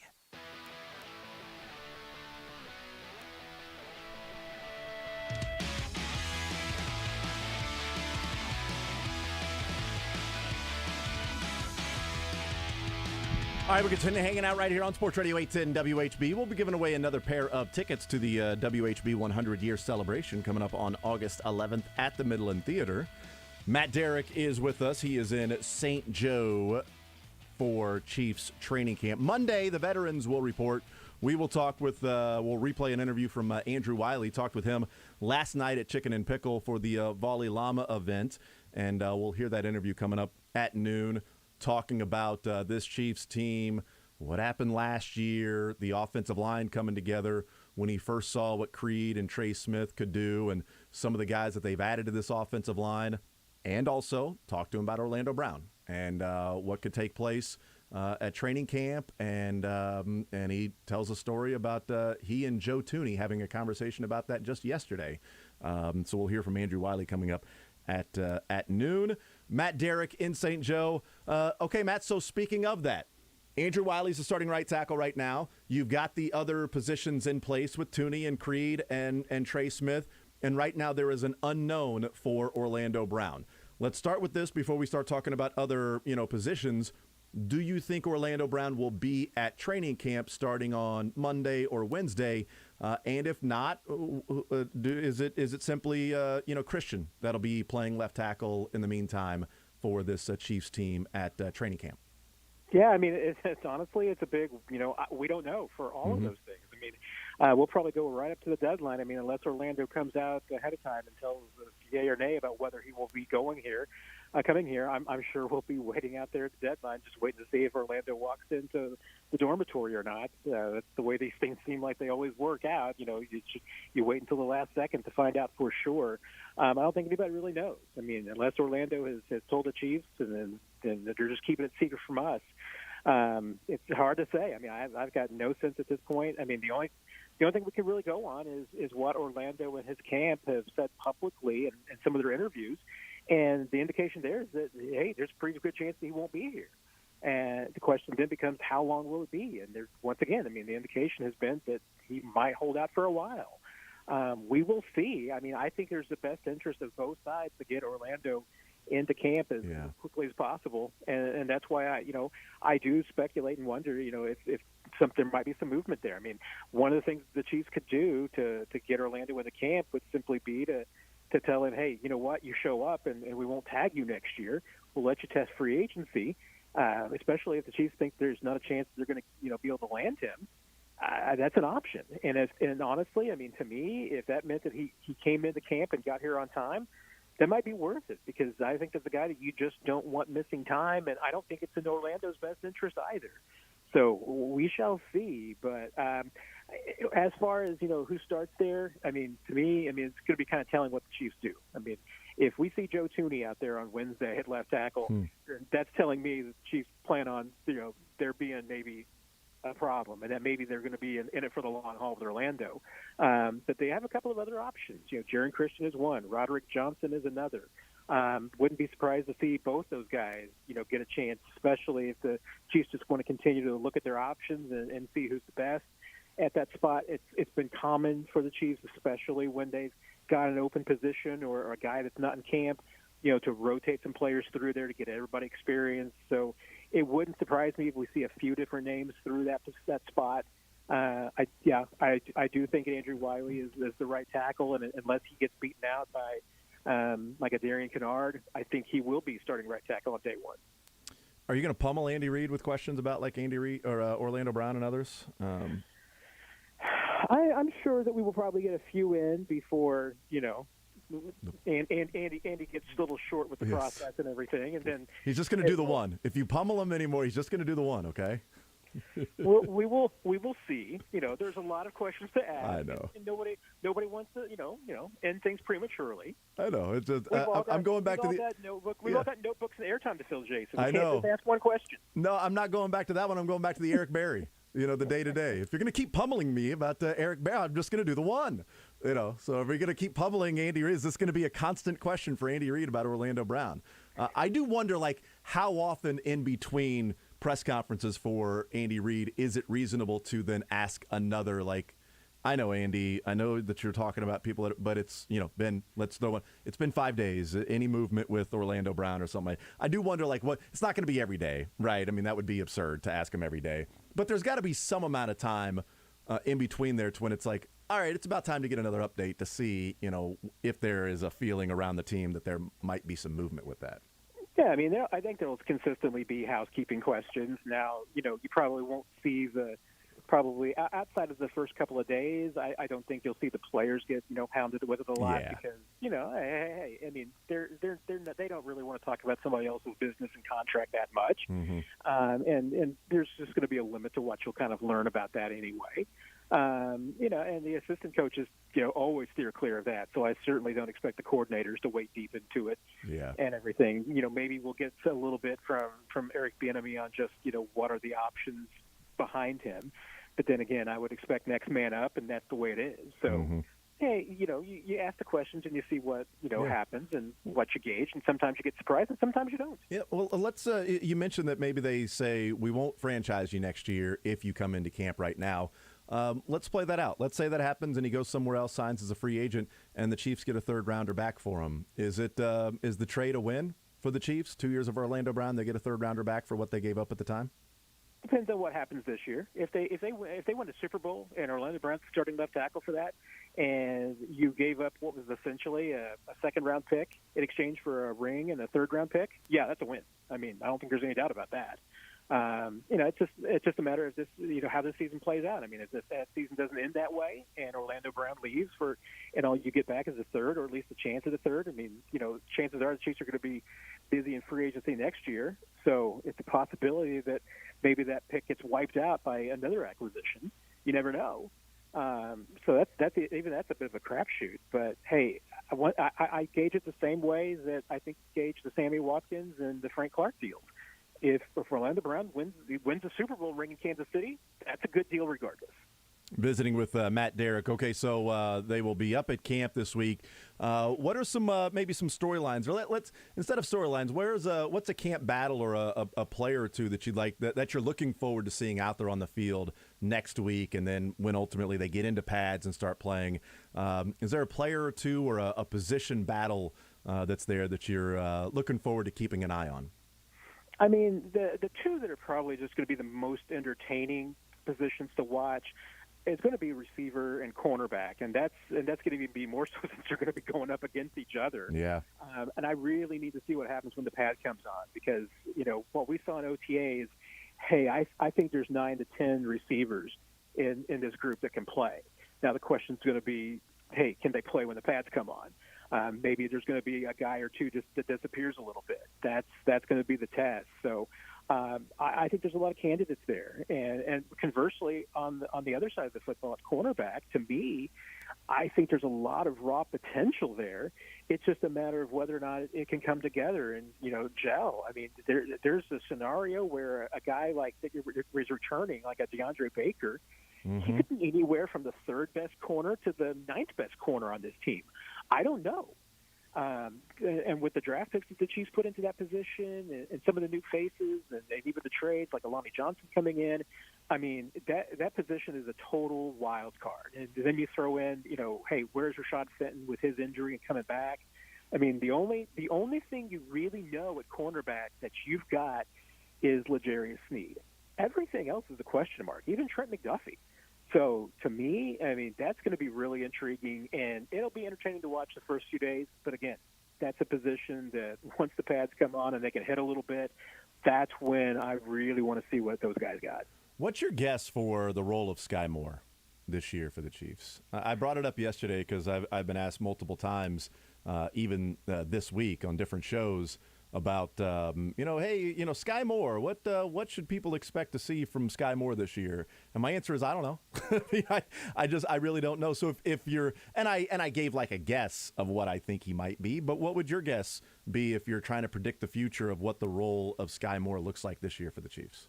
I mean, if you're looking at past draft picks and where he could kind of fit in, I mean, you'd probably obviously look at the rookie years of some guys like Chris Conley and Tyreek Hill as kind of your curve for where he could fit in. I mean, is Sky Moore going to come in and be a 1,000-yard receiver? I'd bet against it. I think that, hey, right now he's the number 4 receiver on paper. I mean, we didn't get to see a lot of him in OTAs, so he is, to a large degree, a complete question mark. I mean, we really don't know where he's kind of fitting into the rotation in the pecking order. And honestly, to me, if Sky Moore ends up this season being more than the number 4 receiver, maybe that's a reflection of him, but I think it'll probably be more of a reflection that one of the guys that we think is better than him right now underachieved. Mm-hmm. There's a lot of potential there. But then again, I mean, it's a guy from, a smaller conference, smaller school. The step up in competition is going to be a test.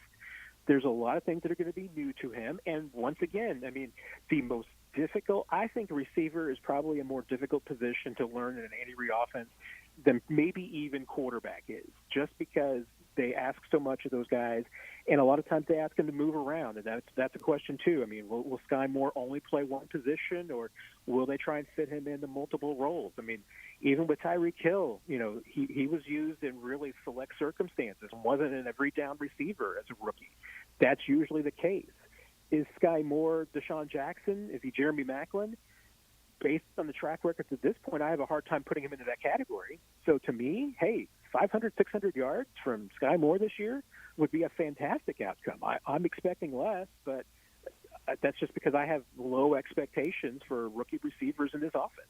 Yeah, it was interesting when he was asked when he got to minicamp about the offense and what he's learning from it. And he talked about like the not just attention to detail, but how specific the detail has to be when he was saying like a specific yard right or left in his splits, has to be exactly that, because this is the reason why you have to do this. And this is the reason why you need 1 yard to be closer. So when you're running out there, like you're going to need to know exactly how close or how far away, what the spacing is from the tackle or the tight end to your left and a wide receiver maybe to your right or whatever it might be. And then the specific route that you're running. And so when you're talking about how difficult it is for a wide receiver then to transition into an Andy Reid offense, or maybe even some other offenses just in general in the NFL, it immediately made me think of, one of the first things he talked about was, boy, the details of the NFL offense is just on a completely different level. Oh yeah, I mean, and that's what really these next couple of days are for. I mean, this is all intents and purposes, it's a rookie mini camp that you need some quarterbacks for, and to give them a chance to loosen up their arms a little bit. And you want the veterans who are coming off injuries to get some time to knock the rust off a little bit. But this is by and large a rookie mini camp, and a big part of it is testing those guys and seeing what they've retained that they learned during OTAs and they learned during the spring that they brought back. You get to kind of learn which ones maybe need some more work to do and which ones stuck in their playbook and did their homework and kept learning. But you're going to see, and what we're going to see in these practices plenty of times, I'm sure, when a play gets blown pre-snap because a receiver lined up in the wrong spot, and sometimes, like you said, it can be a yard off. I mean, you're going to get those kinds of things, and those are teaching moments. And those have, once again, I mean, and Sky Moore's smart to pick up on it quickly, because that's how you get on the field in the first place with Andy Reid, is you do things right. I mean, you can't be learning on the job at receiver in this offense. I mean, you've got to be doing the right things from day one, and that's why I think it's such a difficult position to learn for this team. Matt Derrick, Chiefs Digest, 810WHB.com. Matt, we'll let you go. Thank you for joining us, sir. St. Joe, as reporting to camp, will be quarterbacks and rookies. Oh, real quick, what time is there an expectation of when they will start arriving? They can really start arriving any time. I mean, Okay. there's a general window from 1:30 to 2:30 where the bulk of them will probably show up. I believe 3 o'clock is the deadline for everybody to be in the building. So there might be a few little stragglers, but we'll hear from a couple of players. I think we're going to hear from Sky Moore being one of them, Trent McDuffie. We'll see who's available today, but we'll hear from a couple of players plus Coach and Patrick. Awesome. Looking forward to it. Matt, you're the man. Appreciate it, sir. It's a pleasure. Take care, everybody. Absolutely. There is Matt Derrick, Chiefs Digest, 810WHB.com, joining us here on a Friday edition of The Zone. We'll take a timeout. We'll come back. We'll continue rolling. We will hear another story from Buck O'Neil, the Hall of Fame induction ceremony going on Sunday. MLB Network, I believe coverage is going to start at 10 o'clock in the morning, local time for coverage there in Cooperstown. So we'll take a timeout. On the other side, we'll hear another fun story from Buck O'Neil. More Zone next. You're in the zone with Jason Anderson on Sports Radio 810 WHB.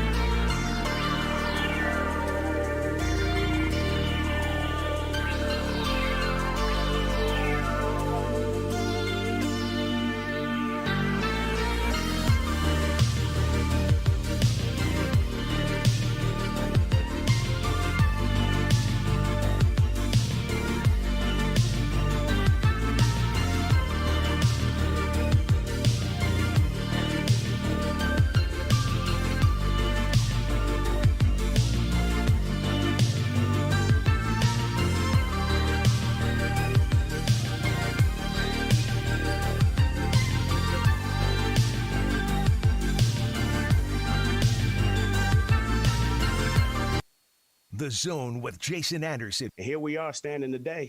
Excuse my language. We're a couple of days away from kickoff. Man, that slipped. Weekdays from 10 to 2 on Sports Radio 810 WHB. All right, we continue right here on Sports Radio 810 WHB. Jason Anderson with you, Josh Brisco, Beards. We will hear from Andrew Wylie coming up at noon. Had a conversation with him last night. We'll play that interview. Dustin, Colquitt, Greg Gurley, all still to come here in the show. Buck O'Neil being inducted into the Hall of Fame on Sunday. We played and are playing a few clips of Buck O'Neil throughout the show. Here's Buck telling a story about Satchel Paige when he faced off against Josh Gibson. So Buck O'Neil telling the story of Satchel v. Josh Gibson. So we get 2 outs, and we leading the ball game by a couple of runs. 2 outs in the 9th inning. Jerry Benjamin hit the ball down the third base line. It hit in foul territory, bounced foul. In the foul territory, he stands up triple. But we got 2 outs. Satchel called me Nancy. He said, Nancy, you know what I'm fixing to do? I said, yeah, I know you're going to get this other guy out and let's go home. He said, no, I'm going to walk. I'm going to walk these guys, and I'm going to walk Buck Leonard. Yeah, and I'm going to pitch to Josh Gibson. I said, no, man, don't be facetious. He said, you call it what you want, but that's what I'm going to do. So Frank Duncan was the manager. I said, time. Skipper, come out and tell, I want you to hear what this fool is saying. I said, Satchel, tell him what you said. And Satchel told him, and Frank looked up in the stands. We got maybe 35,000 people in the ballpark. He said, well, and Buck, you see these people in the ballpark? That's what they're here to see, Satchel and Josh. Let him do what he wants. I said, okay, it's your ball game. Okay. He walks one guy, then he walked Buck Leonard, and here comes Josh. And that bat looked that long, man. And said, Josh, remember when we playing with the Crawfords? We were traveling over the mountains going east, and I said, you know, I think you're the greatest hitter in the world. I know I'm the best pitcher in the world. And said, but one day we're going to be on the opposite side. Said, this is the time. Josh said, oh, throw the ball, Satchel. Okay. Satchel said, now I'm going to throw you some fastball, 95-mile-an-hour fastball. Boom. Strike one. He said, I'm going to throw you another fastball, but it's going to be a little faster than that one. Throw the ball, Satchel. Boom. 100-mile-an-hour fastball. Strike two. He said, nah, you know I got the 2 strikes and no balls. Now, I'm supposed to knock you down, move you off the plate. But I'm not going to throw any smoke at your yoke. I'm going to throw a pea at your knee. 105-mile fastball. Boom. Right down the middle. Josh, don't move the bat. The ball game's over. We go walking off the field. Satchel 6'4", and looked like he was 7 feet tall. He said, you know what, Nancy? I said, what, Satchel? He said, nobody hits Satchel's fastball. I said, I guess you're right. There you go. Satchel v. Josh Gibson. I'm not going to throw smoke at your yoke. I'm going to throw a pea at your knee. That's great. That is great. Didn't even swing the bat. God, it would have been awesome to hear Buck O'Neil and his speech being inducted into the Hall of Fame on Sunday. The coverage, MLB Network, around 10 o'clock in the morning coming up on Sunday. We'll play some other clips from Buck O'Neil as well. We'll hear the interview with Andrew Wylie coming up next.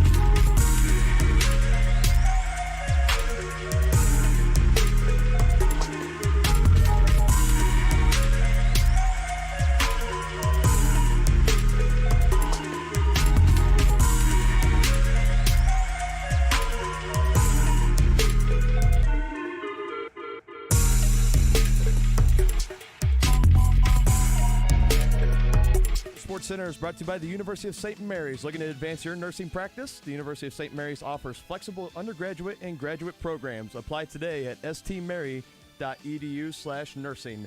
One of baseball's great ambassadors, Buck O'Neil, will finally be inducted into his rightful place in Cooperstown this weekend.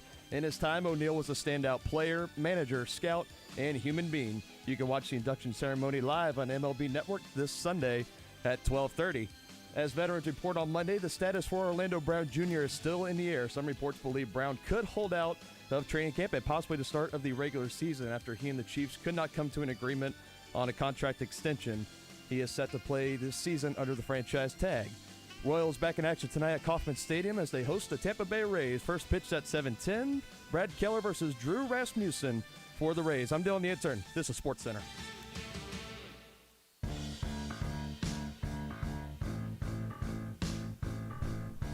All right, we continue right here on Sports Radio 810 WHB Friday edition. The Heat on a Friday.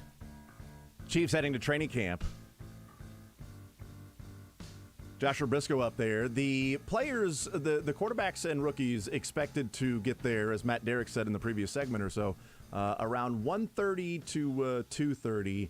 The deadline is at 3 o'clock. But at some point today, we are expected to hear from Patrick Mahomes and Andy Reid and Sky Moore, and maybe Trent McDuffie. So 4 different people talking at some point today. So probably hear that on Sports Radio 810 WHB. Last night did the show from Chicken and Pickle. Had a lot of fun there as everybody there that was in attendance, along with Charlie Hustle and Sport Clips, raising as much money and awareness for pediatric cancer research. And a number of the celebrities there, Royals players, Chiefs players, things like that.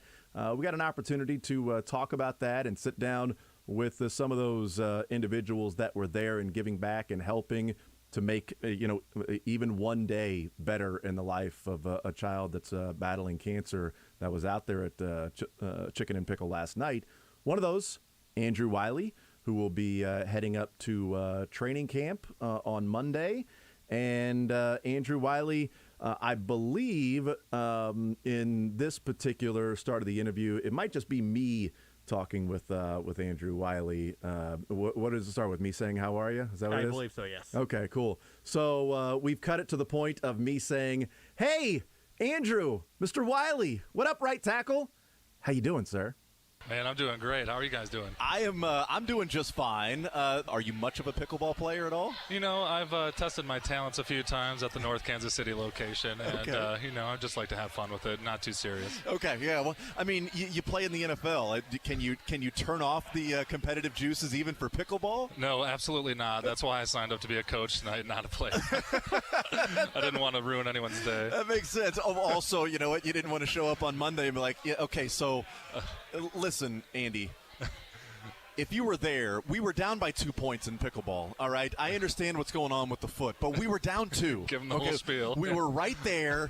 You would have done the same thing, okay? Oh, yeah. You don't have to deal with that. No, couldn't take my chances. Yeah. Are you much of a coach?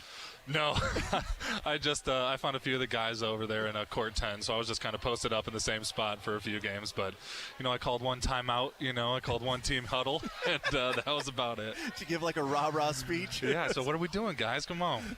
Got to hit it over the net. But, no, it was a good time. Not into the net, over the net. Are you the coach that's like, catch the ball? I know I should catch. Over the net. I know that, Yeah, Coach. just giving out just random coaching points. Visiting with Andrew Wylie. Are you excited for training camp in St. Joe? Because some of your teammates will be there tomorrow. You guys up there on Monday, so you getting ready and ready to go? Yeah, so, I had one of my last hard workouts today. Then I'm going to start toning it down a little bit for the weekend, getting ready for Monday. But, yeah, I'm excited. I know we got the young guys and a few of the, other positions, quarterbacks up there right now. But, yeah, Monday's coming very soon. So yeah, I mean, it's with a team like this year to where – we've heard a number of guys in the offseason, Kelsey and Mahomes and a few others just talk about, like, trying to get rid of that taste, wanting to get back out there, sort of champing at the bit to go again. You got that same feel that they've talked about it, just like, man, let's just get back into training camp and let's get rolling and get this thing going again. Yeah, I think that was our main thought going into OTAs, and it was great seeing all those new guys that get added to the team and really working out some of those kinks in OTAs. So I know everyone's in the right mindset and fired up to get training camp started. Visiting with Andrew Wylie, getting up to St. Joe.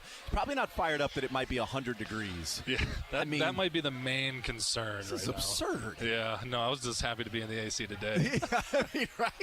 Yeah. And you guys got to put on pads, like. Oh yeah, it's no joke. Yeah, but you guys don't play in that weather. I mean, come on. Like, Coach, can we practice inside? Like, come on. They got this really nice indoor facility. Can we go in there and practice a little bit, please? No, Coach Reed is old school as it gets, so we're outside. Absolutely. Do you enjoy that aspect of it? Obviously, the game part of it is a big deal, but the practice, the grind, the being out there daily, is it still something that you enjoy and have that passion for? For sure. I've been doing this so long, man. You just learn to love the game in its highest and its lowest. And Coach Reed prides himself on having one of the hardest training camps in the league during some of the hardest parts of the summer. So, but you got to find the fun things about it, man. And we got a real tight group of offensive linemen that makes everything fun. So it makes going to work a good time. The offensive line's pretty good. Yeah. You guys got a good one. There's some pride in that, right? Absolutely. And it's like every year we keep adding these, these young guys that just turn out to be real bulldozers up front. So it keeps getting better every year. When you see, let's go back to last year then. So revamping the offensive line, bring in some guys, because what happened in Tampa Bay, it's tough for everybody. You're moving things around the week of the game and not knowing who's going to play where, and offensive line is a difficult position anyway, let alone going up against that defense, and you got to try to figure some things out at the last second. So the offseason happens. Orlando Browns traded for Creed Humphreys, drafted Joe Tooney, signed Trey Smith is drafted. Oh, yeah. And you're there, and Rimmers, and so you guys are there and looking at everybody. Like, do you sort of get a sense of like, all right, we're going to be pretty damn good? It was quite a shock, and we were adding some of these big time names, like Orlando and Joe, and then I don't think anyone expected Creed and Trey to just be incredible players as they were. Yeah. And so I knew that we were going to set out this last season with a purpose, and we did, man. We took care of business up front, and we're only going uphill from here. Yeah, and so you get inserted later on in the season, and you're starting there and playing with some injuries, and certainly those things happen. But when did you maybe look at it last summer to where you said, wow, these guys are pretty good, like Trey Smith and Creed Humphrey? You talked about the names, but when did you see, like, from the young guys that, okay, maybe Creed is different, okay, maybe Trey is different? Because we were hearing stuff at, like, OTAs this time last year, like, Trey Smith probably shouldn't have been a six-rounder, and Creed Humphrey probably shouldn't have been the third or fourth center drafted in the draft. When did you guys sort of get an idea that, okay, these guys aren't just going to be depth pieces, these guys are legit? I think, everyone kind of had a feel during OTAs because they're both smart guys, and so they have a mind for the game. So we knew about Creed right away, but I'm going to say first day of pads is when we found out that Trey Smith was something different. And so training camp for those guys last year, was a real important piece, and it solidified those guys in the starting five for sure. What does that do for everybody else? Like, you see that for you and Lucas and the other guys out there, like it raises everybody's game? It does. It does. And, you're just consistently trying to chase being the best player on that offensive line, and it's real hard in this group. So, during training camp, you bring out everyone's best. Visiting with Andrew Wylie. Offensive line is an interesting position because it's not the sexy position. You're not the one scoring the touchdowns unless you're Allegretti. Yeah. You're not out there doing some of those things and getting the sacks. You're the one that's doing the dirty work. Has that been just something you've always sort of enjoyed, as being that maybe it's under the radar, but those that watch football know what the importance is of a guy like yourself that plays right tackle, Orlando playing left tackle, those guys up the middle opening up holes for the running back, like they know, and you can see on a replay, like, oh, that was Wylie. Like, that guy got out there, that was Wylie that did that. Has that always been something that's been like just part of you, that's part of the game that you just love? Or? Yeah, for sure. I like being a humble guy. I don't like being in the front, main center stage. So for me, it's a perfect position. I strap on my helmet and nothing else matters. So, I like being up front with my brothers and just taking care of business. Doesn't have to be loud. Why did Allegretti get that and not you or anybody else? Was there a fight, like a thumb wrestling match or like arm wrestling or something to figure out who got that touchdown? Well, here's an old trade secret. That was my route in the beginning of the year. What? Yeah. That route got passed around a few times, but a few players got plugged in, and so when Nick's number got called, he was ready. Wow. Yeah. So I think it started with Remmers, and then it moved to me, and then it moved to Nick Allegretti. So he was lucky it came at that point in the season. So how did it move, or why did it move from one offensive lineman to the next? Well, bodies kept being used on the O-line because Mike started off, and then he had his knees, and then Lucas went down, and so it kind of just kept evolving to the next man up, just kind of like it's always been. So you didn't score a touchdown because Lucas got injured? Is that what you're saying? Is that what you're saying? Like I'm not saying anything. I think I reviewed too much already. Yeah, so Allegretti's got a touchdown because of Lucas. Does Lucas get half the football? I mean, does he get to keep half of that? No. Nick sent me a picture. He had Pat Mahomes sign that thing. Now it's sitting on his bar at home, so that's all it is. And then he got on NFL Network like a month ago. They were talking to him and about these big plays, and he had like a whole segment on NFL Network, yeah. Good Morning Football. He deserves all that, though. I'm not taking anything away from Nick, man. He's a heck of a player with some nice O-line hands on him. Yeah, absolutely. And that's what's cool to me. Andrew Wylie's our guest. That's what's cool to me about the offensive line is, they bring in different guys, but the collective group, and whether it's Andy Reid or Andy Heck as the offensive line coach, just everybody, you filling in when need be. People have talked about, if Joe's got to move out to left tackle, or if Andrew moves out to left tackle, or if Lucas is healthy. Like, these are names that people are talking about that people have faith that they're going to get the job done. And there was a time in Chiefs history when that wasn't the case, when there were some struggles going on and trying to figure out how to fill that offensive line. And it's also a city that's had some pretty awesome offensive lines as well in the early 2000s. Absolutely. So, I mean, you hear those names, and it's just like these guys are going to get the job done. And I'd have to imagine that it doesn't matter who's playing quarterback, you want to protect them. But when the guy's worth $500 million and is a league MVP and maybe the best, there's a premium on that guy. Might be a little bit more emphasis on protecting that guy and taking a little more pride in your work. Yeah, a little bit. But luckily that all of us get all sorts of reps with every quarterback back there. So, we were blessed to get a lot of reps with Pat last year. Know how he wants things blocked. Where he's going to be at in the pocket, how he takes his sets. So. It's something we learned as a group. You've only played with Pat, right? I know you were with the Chiefs in 2017, correct? But I don't. You didn't get in a game in that. But it's so not with Alex Smith. It's just been with Patrick Mahomes with you. Yep, that's correct. Yeah, so easy for you to get used to Patrick because that's kind of Has he evolved as a quarterback? Maybe as you're trying to block for him and understand where he's going to be. Has he evolved in how he's in the pocket and moving around? I think so. He's the type of guy that he's so multifaceted. He can get out of the pocket. He can get a first down. He's diving, throwing sidearms. You know what I mean? So, and he gets rid of the ball quick. So we love him for that up front. That's exactly right. Yeah. And sometimes, you know what? He can take a sack away if he escapes. There have been some times that maybe he runs into a sack. You're like, it happens. But there's going to be points put on the board. But the pros are going to outweigh the cons on that one every time. 100%. Yeah. Visiting with Andrew Wylie, one of the things that people have talked about and wondering how this offense is going to be different this year. No Tyreek Hill, the new skill position players and things like that. They've wondered about running the football and maybe being a more power run game. Do you think that's part of maybe how you guys might be different, or is it just like, different names, same execution type deal?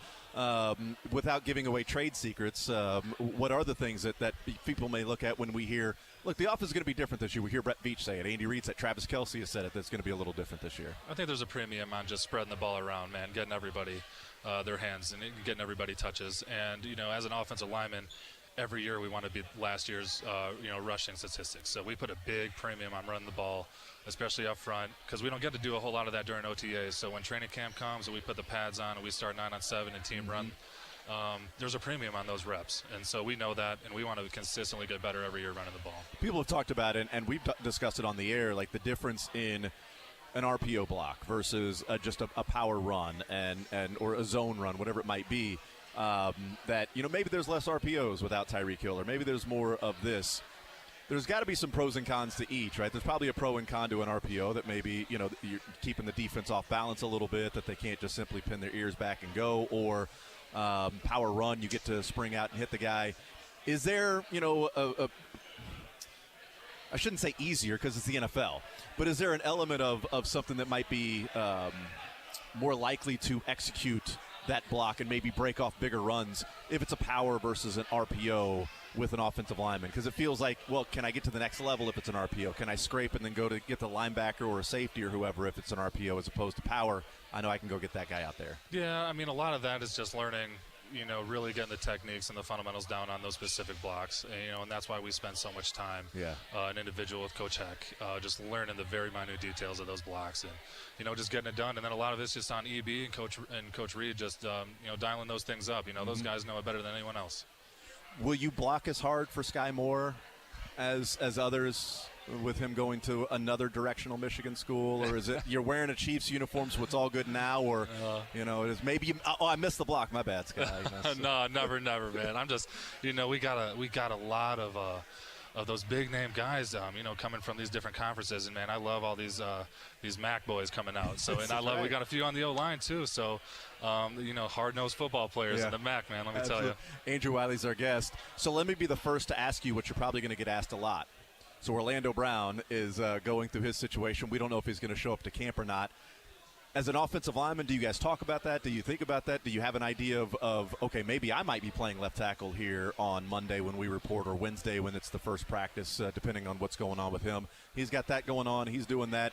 But for me, I might be in a different place. Is that part of discussions with you guys as to what might happen next week? Yeah, you always know there's a possibility, and training camp's a place where you do get multiple reps at multiple positions. It just happens. It's the name of the game, and that's what Coach Heck loves to do. And that's how I've made it so long. I've played all 5 positions in training camp, so you just don't know if he's going to put necessarily the best 5 out there or keep guys in their true positions, and so that falls a lot on coaching staff. But we'll see. I talked about that with Joe today, actually, when we were getting a workout in. So you just kind of do what you're told in training camp, man. There's no way to get around it. And, if you're asked to play left tackle, go play left tackle. Get it done. I was going to say, is he ready to play left tackle? Because his name's been thrown out a lot.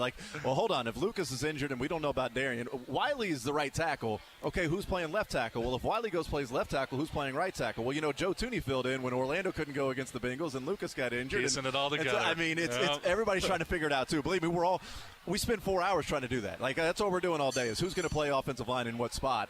But Tooney's been talked about as in okay, could he play left tackle if need be? Because he looked good against the Bengals. I mean, he held his own. It was lockdown in the Bengals, man. Hendrickson's a damn fine player, and Tooney was like, he's just a guy. Just kept taking his guard sets at tackle, man. That was unbelievable, man. I mean, talk about an athlete, man. You probably sitting back it's not supposed to be that easy. Stop, man. You're a guard. He makes it look so easy out there. You can't go out to tackle and look like that, man. It was lockdown. Yeah, that's kind of jerkish to do, though, right? I mean, it's kind of he's too good at everything he does, and everything he touches. Joe, miss a block from time to time. All right, making us look bad. Making us all look bad. Andrew Wylie is our guest. Well, I really appreciate you stopping by here and certainly being here as well with this event. It's very cool, and I know Chiefs fans are ready to go. We're ready to get to watch you guys up in St. Joe and get the season rolling again and get back to being where we know the Chiefs are and good enough of being with back in the AFC. But the conference is a beast, though. Yeah, the division is a beast, man. The division made a lot of moves this offseason. It's interesting. You guys sitting where you are, and they're like, everybody's building for you. Yep. They're all building their team looking at you. Yeah. We always go into OTAs with a target on our back. Yeah. So that's just what we prepare for. But it's great. It's crazy. It's like this offseason, it seemed like every team was like, we're going to do everything we can because it's like a picture of the bully in high school that they're working out like an 80s movie, right? You're just working out and doing all this montage music in the background, and it's that picture of the bully you're throwing darts at, and it's like the Chiefs with all these teams in the AFC. Oh, yeah. I wouldn't have it done any other way. I was going to say, but you guys earned it, though. Mm-hmm. I mean, you're in that position because you guys have earned it. So, Andrew Wylie. Andrew, thank you so much, man. Absolutely, guys. Thank you. All right, there's Andrew Wylie, right tackle for the Chiefs. He'll be reporting on Monday and talking about the offensive line and the fact that Nick Allegretti got his touchdown. That was his route early in the season, but it got switched around when injuries happened, and so then he goes into right tackle. So you can kind of connect the dots that Orlando Brown's calf injury, which then sent against the Bengals, which then sent Lucas Niang to left tackle, in which he got injured, then meant that Wylie was at right tackle, which then meant that Allegretti got Wylie's route, and that touchdown went to Nick Allegretti instead of Andrew Wylie. So Orlando Brown's calf / Lucas Niang getting injured the reason why Allegretti got that touchdown and not Andrew Wylie. Interesting to find that out. And Allegretti sending him a picture of the football signed by Patrick Mahomes. I mean, that's just sort of rubbing it in, right? That's just putting salt in the wound. Like, hey, this is the route you've been working on. Here's my signed football. I scored a touchdown and a pass from Patrick Mahomes, signed by Patrick Mahomes. And, oh, by the way, I'm going on NFL Network for a segment that I get to have fun with that touchdown. So thank you to Andrew Wylie joining us last night.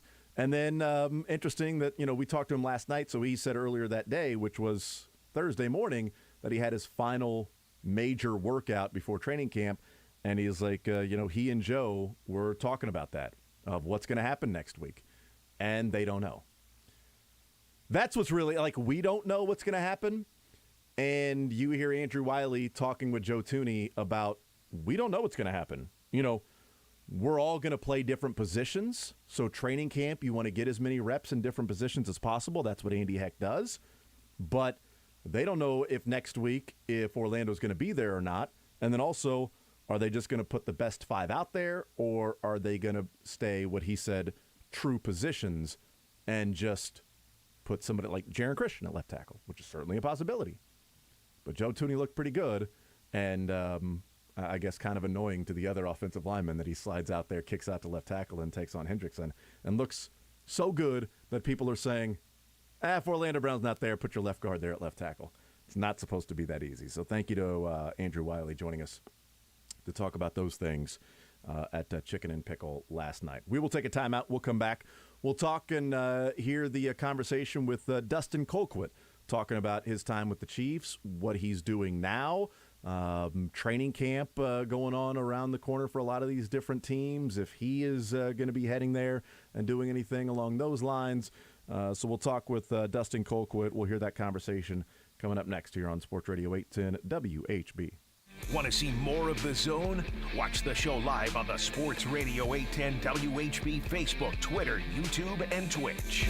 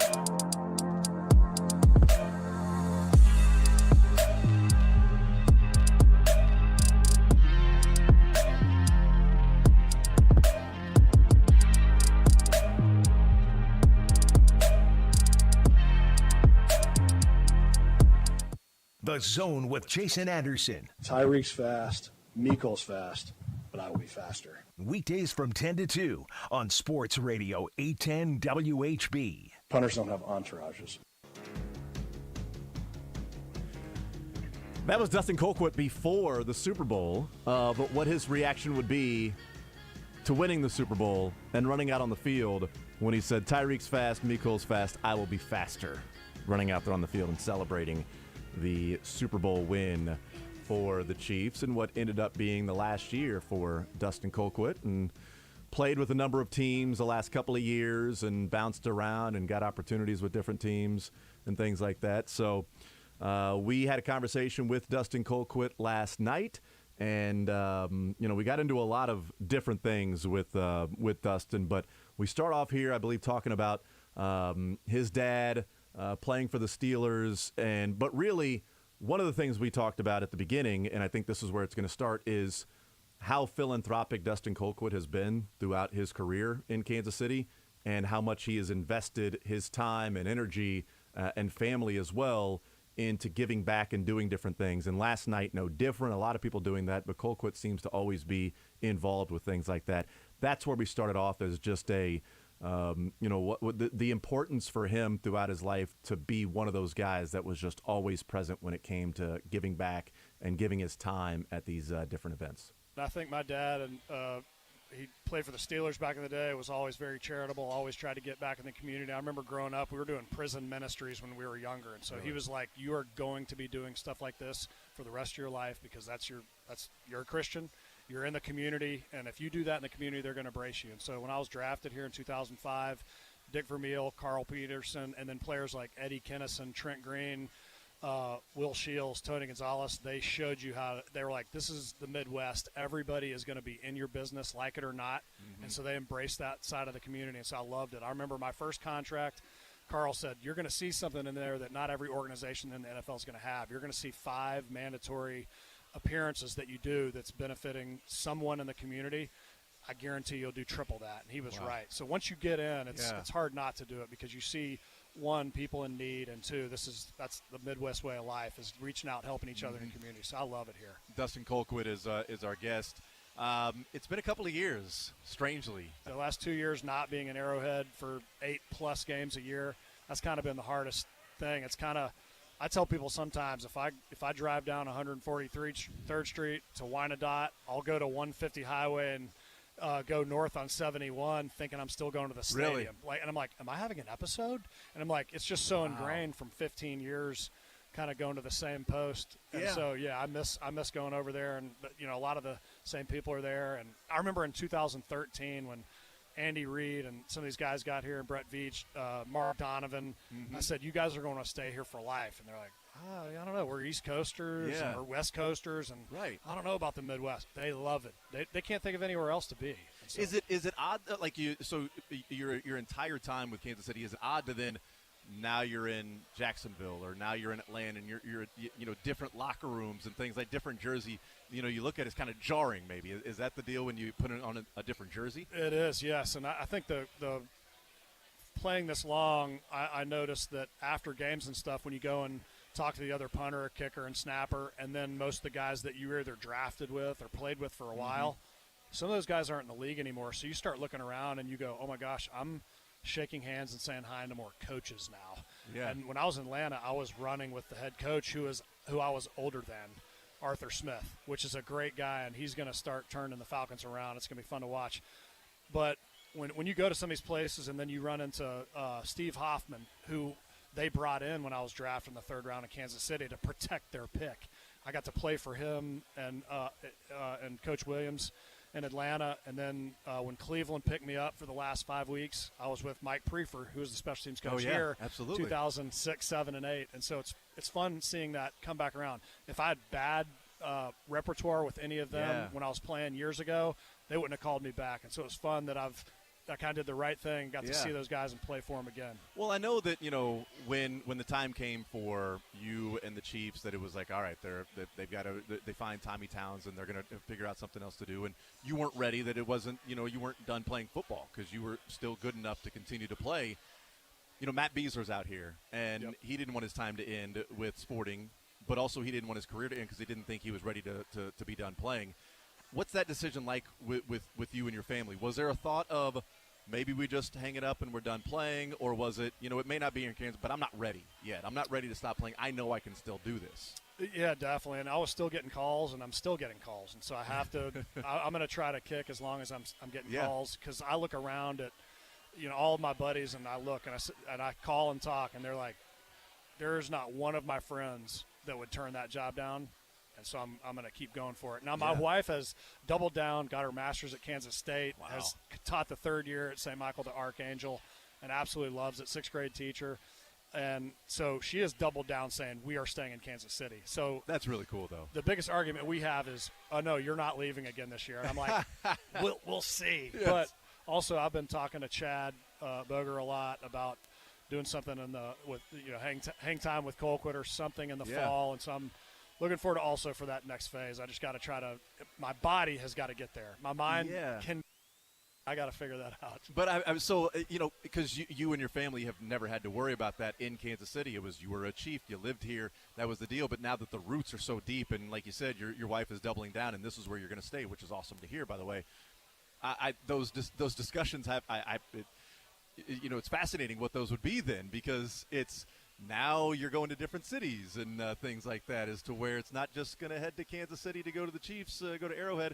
Well, now you're going to be living somewhere else. What's that dynamic like? Are you living there and just away? Are you talking on the phone? Does the family go with you? Because those are things we never really think about as fans, just watching it, like the real life stuff that takes place. Definitely. And Atlanta was very good about me coming home. I was there for about 2 months, and they let me come back 3 times. That's cool. And then towards my end, I was playing really well, ended up getting COVID.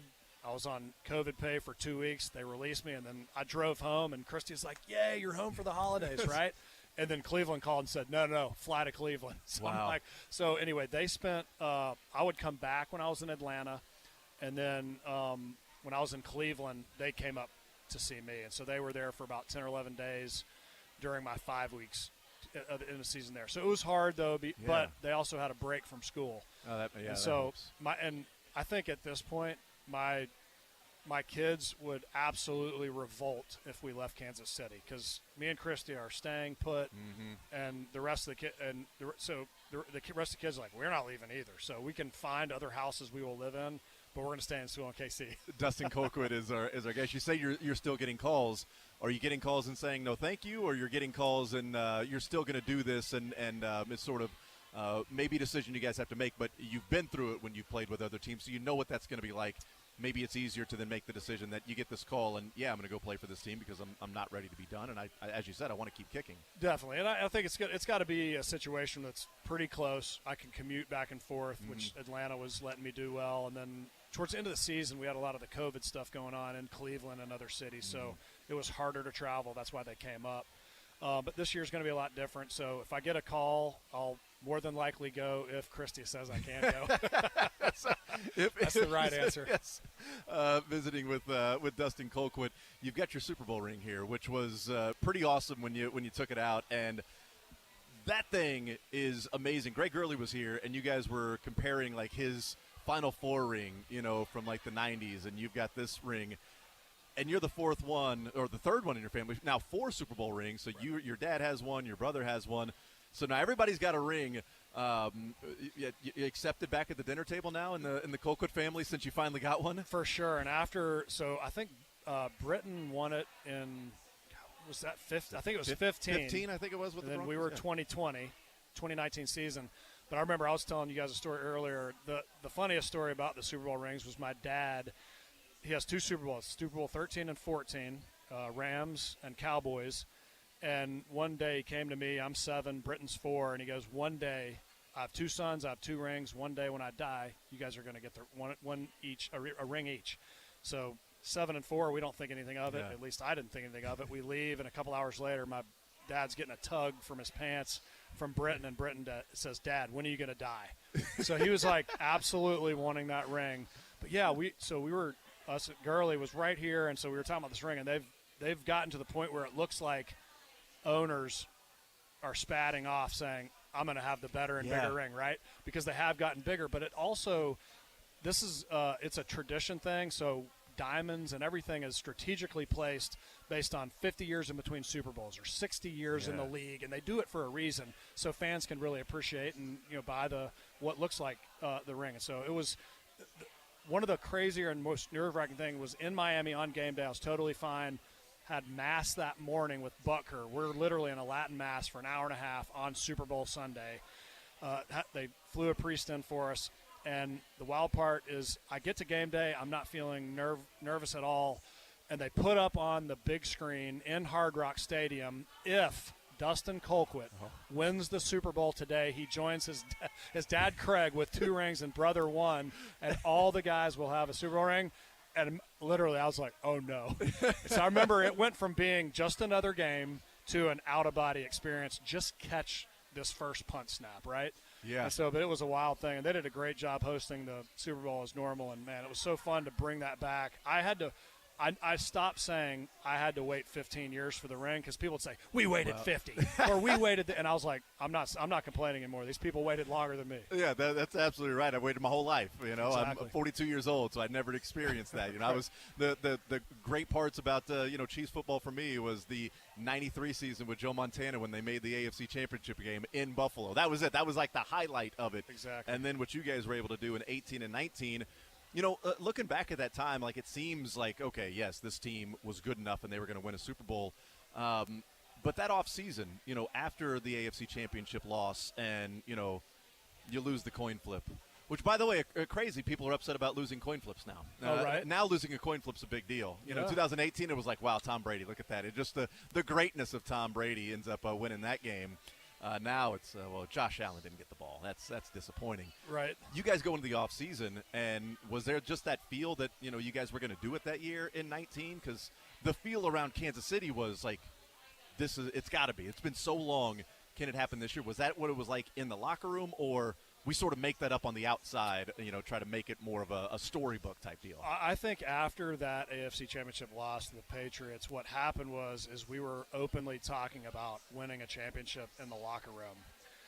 We talked about consistently competing for, but in 2019 season, 2020 Super Bowl, it was actively we're going to win the championship. And that was the narrative that changed that I saw from players. If we don't talk about winning it, not just competing for championships and always being in the mix, then it doesn't change. And so I thought that that mindset way of looking at it changed, and that was across the board. We are going to win a championship, and we have got to get the young guys ready to get ready for this championship push. Not like we need to be competitive games. We got to win the championship. And so that's a completely different mindset. Dustin Colquitt is our guest. Do you think you come back in the Super Bowl if it wasn't for the comebacks against the Texans and the Titans, that you just sort of knew that maybe it was a belief that we're going to win the game, something's going to happen, somebody's going to make a play, this is what happens? Because being down 24-0 is much worse than being down 20-10, in the Super Bowl, a later time, obviously, as opposed to second quarter being the fourth quarter. But those comebacks, that they start to build on themselves, that the next one happened because the previous one had already taken place. Definitely. And I think too, like after we had like a pretty big game, I think it was like November 3rd, somewhere there. I can't remember what the date was, but we played the Minnesota Vikings and ended up pulling out a win, and we kept doing that. And so, but what I noticed is people weren't looking at like the score anymore. It was the time left on the clock, and we had enough time to come back because of the personnel in the room and the coaches that we had in that locker room that year. And we made some changes, obviously, on the defensive side of the ball, which was, I think, was huge on that side of the coaching staff. And it was just fun watching guys look up and say, we have time left, and not even acknowledge the score. Because it didn't matter. We had the guys to make it happen. So we stopped looking at scores and just said, we just got to use the guys in this room and the guys that are on the sidelines that are putting us in that position. I mean, -10 with 8 minutes to go, and then to finish +11.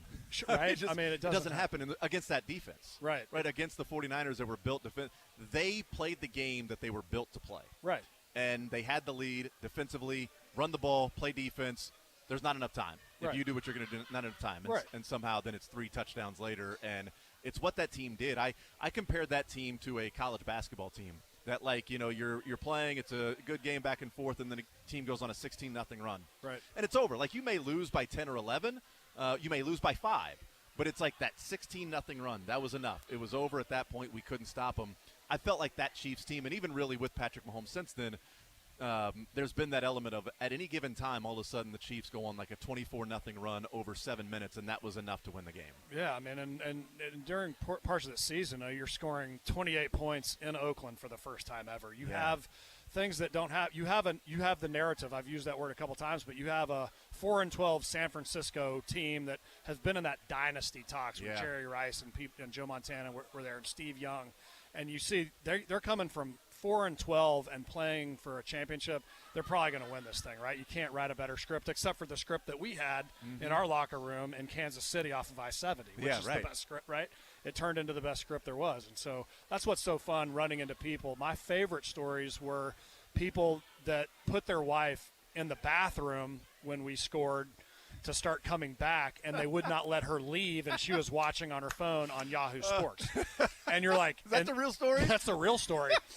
And then a personal one where Christy is texting me. I get to my phone, hurry up, get out of the confetti, come find us, because my 12-year-old son at the time, Pat, throws that interception, and he thinks it's getting returned for a touchdown. And so he runs up the stairs and is throwing up in a trash can. No. So my wife chases him and goes, they didn't score. We're still in this. Yeah. And so he thinks, oh, gosh, we got plenty of time. He said that. We have plenty of time. How old? And he was 12 at the time, 14 now, 14 and a half now. And I'm going like, how does this happen? And then other stories where a guy's like, I was in traffic trying to go get more beer. They send me on a beer run. They won't let me back in my house. Yeah. And so I'm like, this is beautiful. That's why we won, right? Yeah. For all three of those stories. Absolutely. It's the only reason why that one. It's funny, like that story about like your son. It reminds me of this last year. Like my son is 6, going to turn 7. So he's had a pretty blessed football life. All right. He's had Patrick Mahomes in his life. And last year, the AFC Championship game in overtime, when Joe Mixon broke free and it was like, it's kind of over, he goes upstairs and, the game's over and I turn off everything. I'm like, all right, no sports, nothing. I'm not going to listen to the post game, which, sorry, Brisco, but I'm not doing anything right now. Okay. I go upstairs and he's bawling, just crying in his room.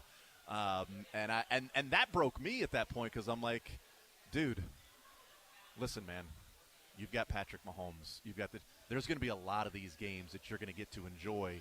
I was like, we're going to watch so many games together. There's going to be all these things, but when do they play again? I said, well, son, you'll be in first grade the next time they play. So it's going to be a while, so I don't want to lie to you. You're going to be in a different grade by the time they play. I was like, but you know what, man, your football experience is going to be pretty awesome. I said, think about this. Since you've been watching football, this is the first time you've never watched your team play in a Super Bowl. Like all year, you've asked me, who are they playing in the Super Bowl? Sure. Like that's what you've grown up with, which is just crazy to think about, because my, growing up where and you going through playing with the Chiefs, like from where you were when you started to then kids are like, who are they playing in the Super Bowl this year? It's just amazing to see what the turnaround has done with the coaching staff, the front office, Patrick Mahomes, the players that are there to be able to accomplish the whole thing, to bring that here to Kansas City and you being a part of it as well. Just knowing that every year it's like, hey, can they win the Super Bowl? Yeah, they can. And for so long it was like, can they win 5 games? And you went through those, and that's sure. You get to the mountaintop from being where you were. It makes it all that more special. And I think for a lot of people that have been around for a long time, makes it more special. For my son, he's like, they're not in the Super Bowl. This is the worst thing ever. Right, and I think some of the cooler things too, from a personnel standpoint, watching some of that is, I remember being drafted in the 3rd round, and you have a lot of people going, 3rd round for a punter, this is crazy. And then after a while, they're like, all right, this guy played forever, so maybe it was a good pick. Yeah. But John Dorsey, Brett Veach, these guys are so good at putting guys in situations like Dan Sorensen, Dirty Dan comes to mind, where they give a big reach and they say, this is a great football player and his football IQ is off this planet, and he signs a 4-year, $16 million deal, and people are going, wait, what? He's not even a starter, and he's doing this.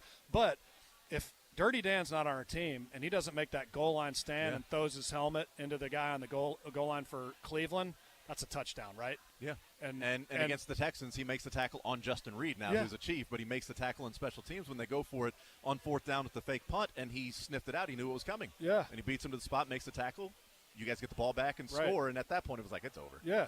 It is gone. They convert on that 4th down, but Dirty Dan, they're in 6 box, they're doubling gunners, and Dan sniffs it out. Yeah. He knows they go on an automatic run call on this if we're in 6 box. So he acts like he's not really paying attention and goes up and gives the wood. Yeah, it was awesome. So anyway, man. I love seeing that personnel breakdown. People are like, what are we doing?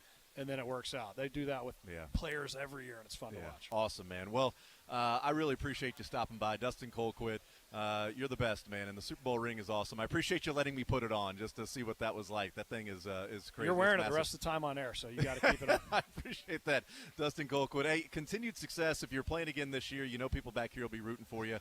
If not, then rooting for whatever's next for you as well. So thank you, Dustin. I appreciate that. Thanks, Absolutely. everybody. All right, there's Dustin Colquitt. Great stuff from him.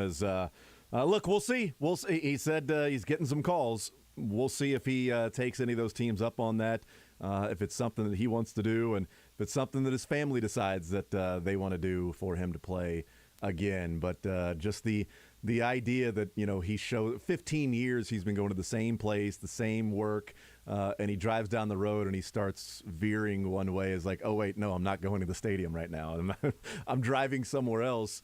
And then he's in a different locker room putting on a different jersey. And I was like, this is just weird to do that. So thank you to Dustin Colquitt. And we'll see what happens, in his life moving forward, if it's going to be playing football this year or maybe there's something different. He'd be pretty damn good on the radio. I'd say that. He'd be pretty good in the media. So maybe that's his next step. Who knows? I mean, he's going to be emceeing the 100-year celebration with Stephen St. John. I mean, he will be there as one of the hosts there at the Midland on August 11th. So clearly he's got some of that already ready to go. So we'll take a timeout. We'll come back. We continue rolling as this Friday edition, Chiefs heading up to training camp. We take a timeout. More Zone next. Follow the show on Twitter at J810Anderson, at JB Brisco, at Beards McFly, and at Sports Radio 810.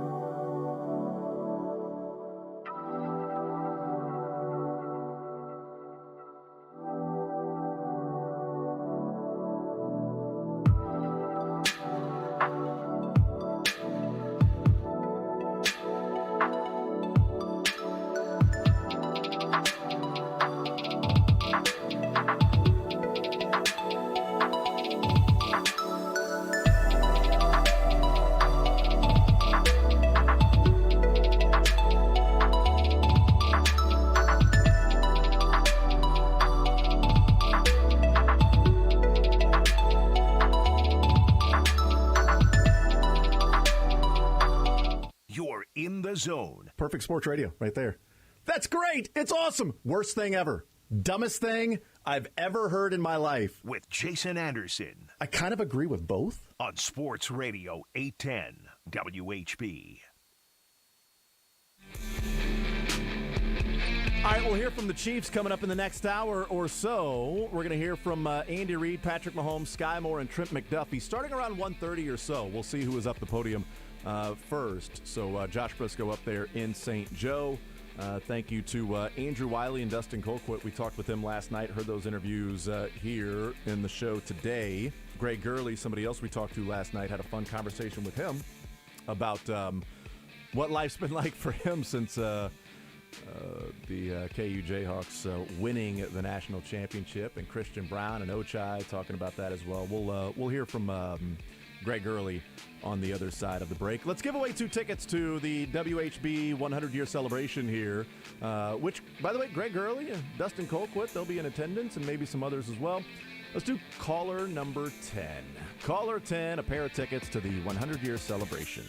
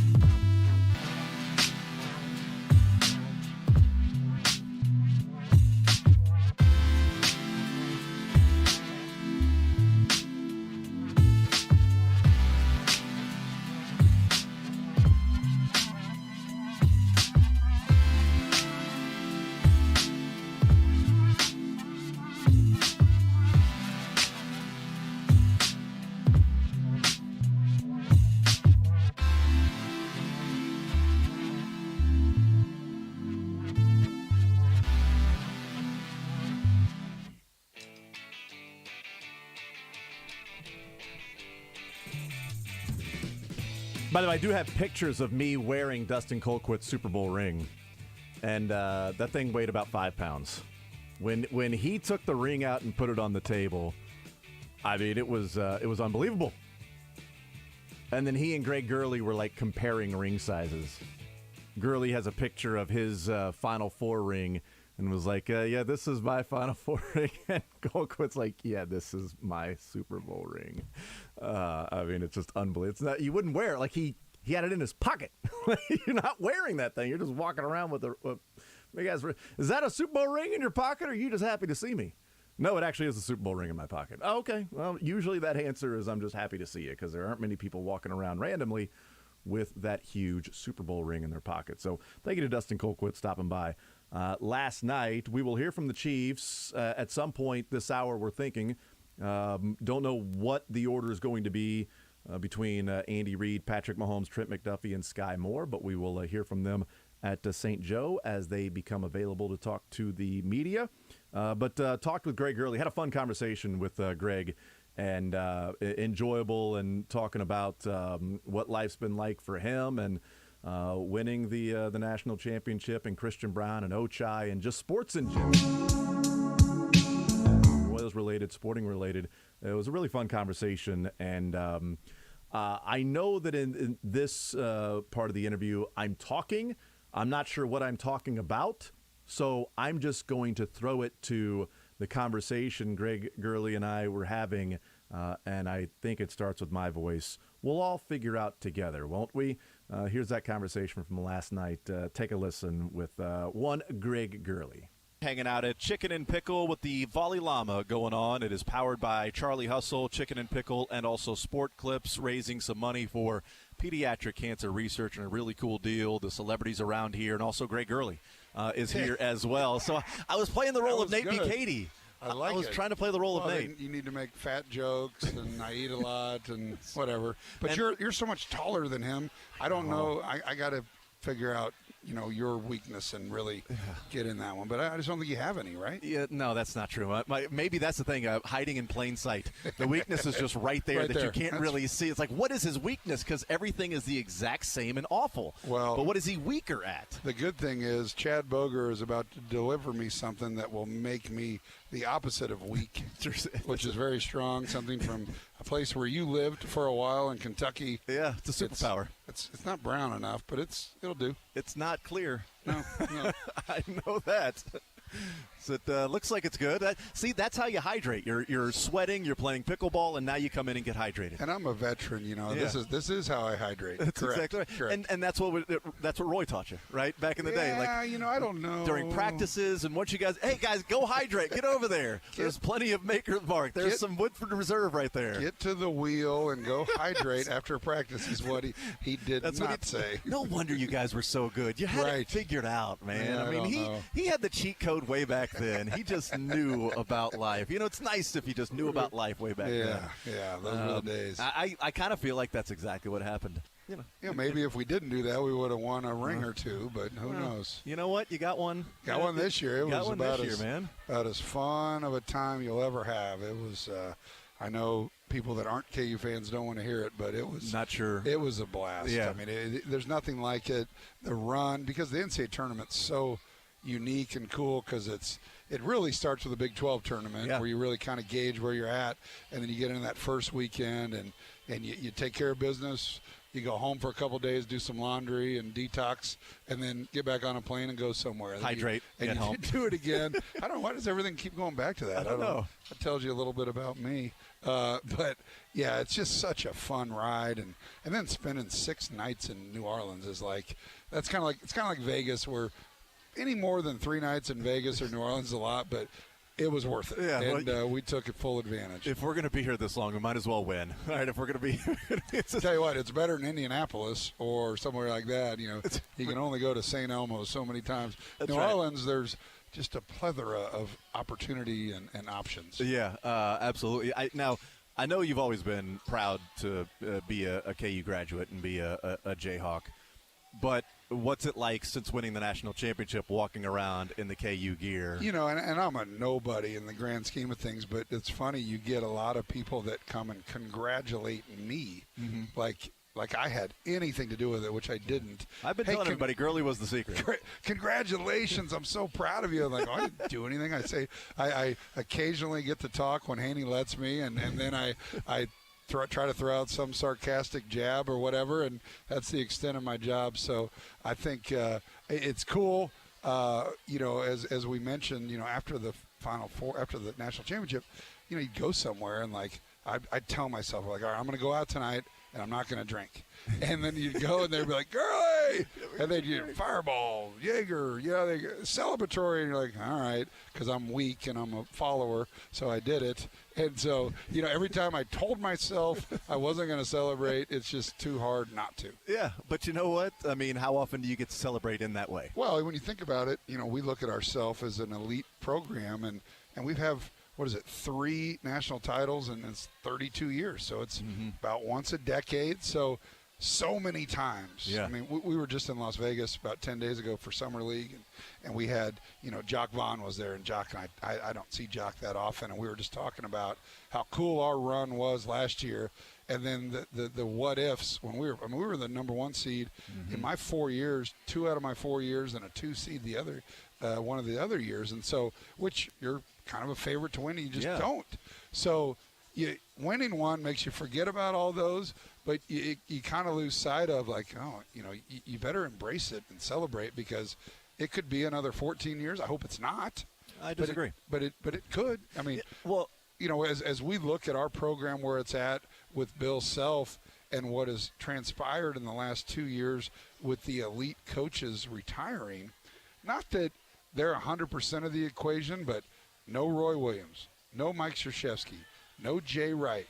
Those and what was that, 5, 8? That's 10 national titles with 3 guys that were active coaches that aren't there anymore. And again, those programs will be fine. And 4 national titles since 2015. Right.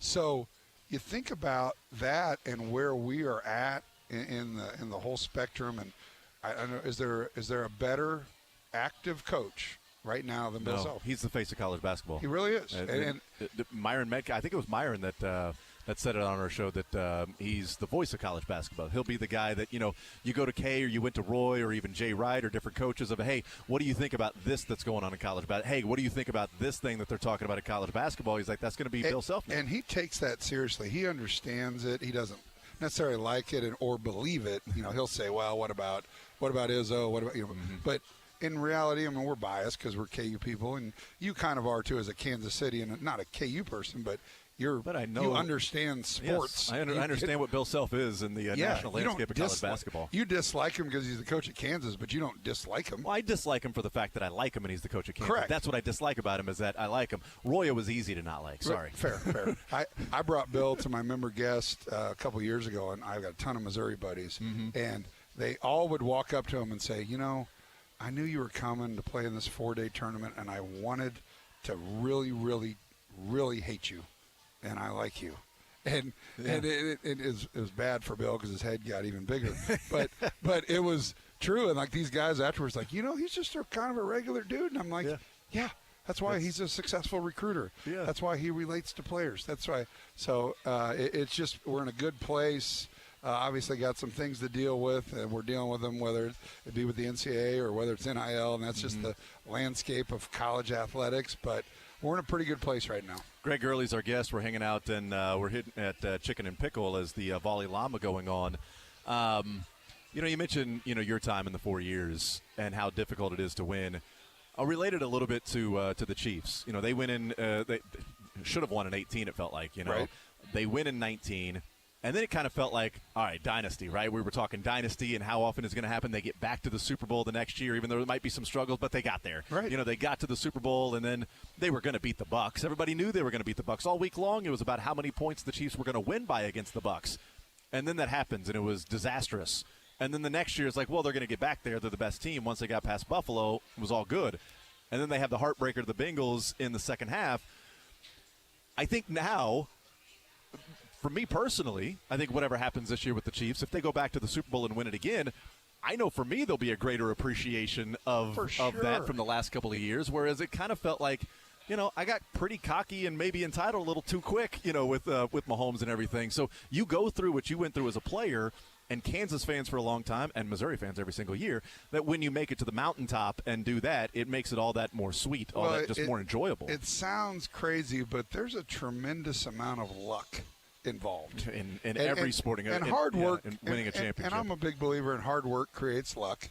You put yourself in a position, and sometimes the ball bounces your way, sometimes it doesn't.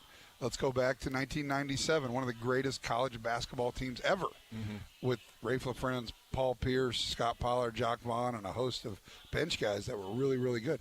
That was the best team in the country, but we ran into a buzzsaw of Arizona that turned out to be – there were 4 guys on that team that played a ton of NBA basketball, but at the time you didn't really know it.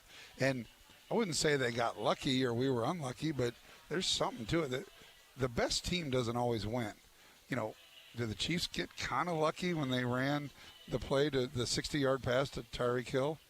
I mean, a little bit. Well, I mean, there was, the jet ship wasp, which was an incredibly famous play.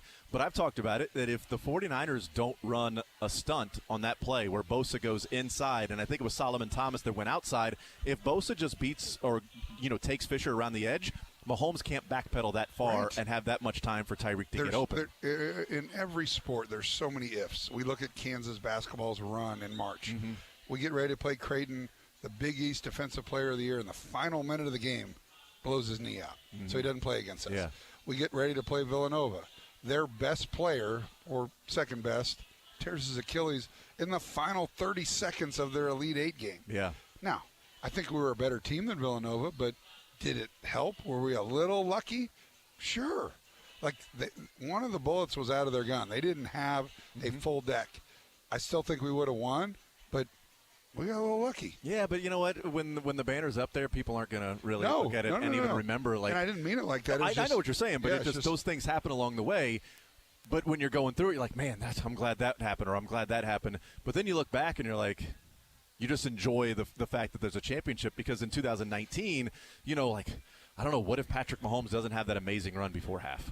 What if he doesn't do that little shimmy and then, goes up the sideline and they take the lead before half? And, what about the Texans? I mean, what if one of those drives that they start, what if McCole Hardman fumbles the ball on the kickoff return when they were down 24-0, that kind of got them started? Because they fumbled a kickoff exactly. right after we scored. So, yeah, sports is crazy. You and I have been around it forever, and we've seen pretty much everything, you know. And as Kansas Cityans, we've seen everything, and we've been beaten up, and it's a great time to be a Kansas Cityan over the last 10 years. Yeah, you look at the Royals back to back. You look at Sporting success. You look at the Chiefs' success. You look at Kansas.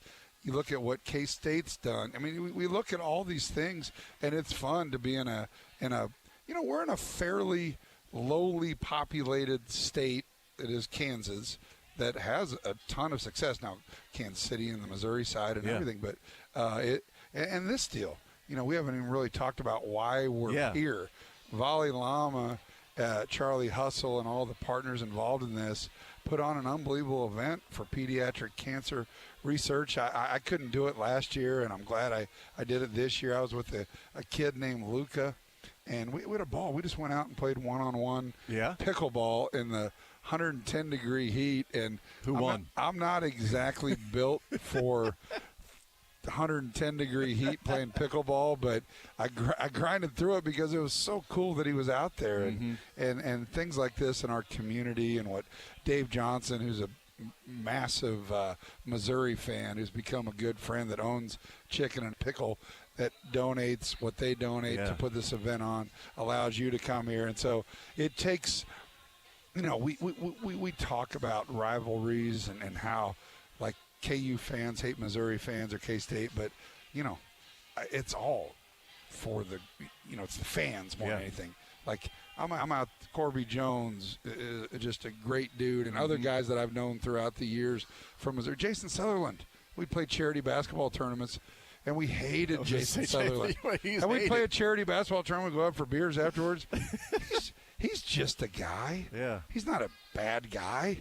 I'm not a bad guy. We had a few beers. We told some good stories, and it was fun. So the events like this are so enjoyable to come to, and you know, it's not about us. It's about, you know, the kids that are here and their parents, and so it's a fun deal as a community to get together. Yeah, no, it's awesome, and that's one of the great things about Kansas City is that how philanthropic it is, and all these people here that donate their time and come out here and hang out and just try to do what they can to try to raise as much money, whether it's for pediatric cancer research or ALS or any other foundation and charity and organization that people work for. There's so many people around Kansas City that love the city, whether they're celebrities or not, that try to do what they can. And my kid, Luca, who great kid and all that, and, you know, we're standing next to Trent Green, and we're getting autographs on the paddle, and he's like, yeah, I'm kind of a Baltimore Ravens fan. And his parents are like, hey, that's Trent Green. Get his and what he really wanted was Sporting KC autographs. So we found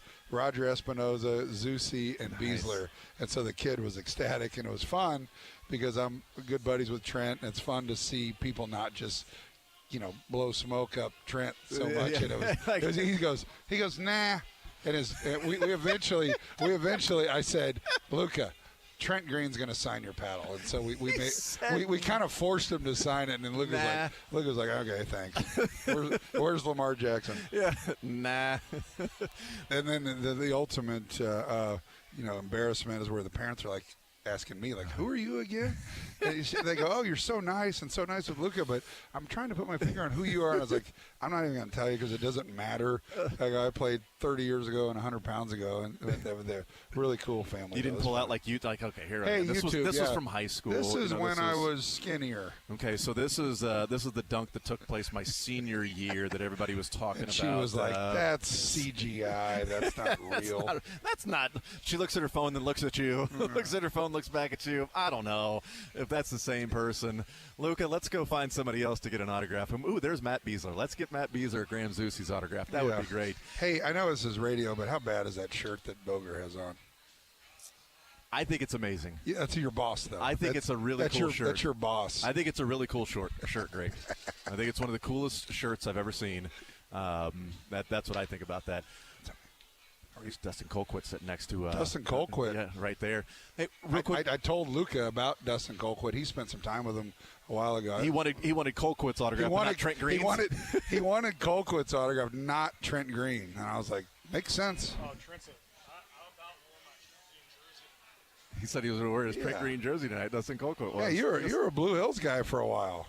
I'm a Blue Hills guy. Yeah, we miss you. That's kind of before I was playing golf. Yeah. Are you playing now? I'm playing a little more now. I just got back from where'd we go? We went to Murfield in Dublin, Ohio. Oh. Jack's place is unreal. Perfect. Like the caddy experience, walking around. Yeah. It's phenomenal. Love it.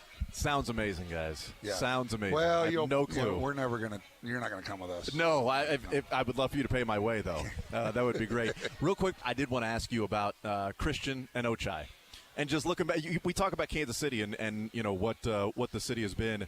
I know it's the other team, right? It's not the team that I root for, but I root for the local kids.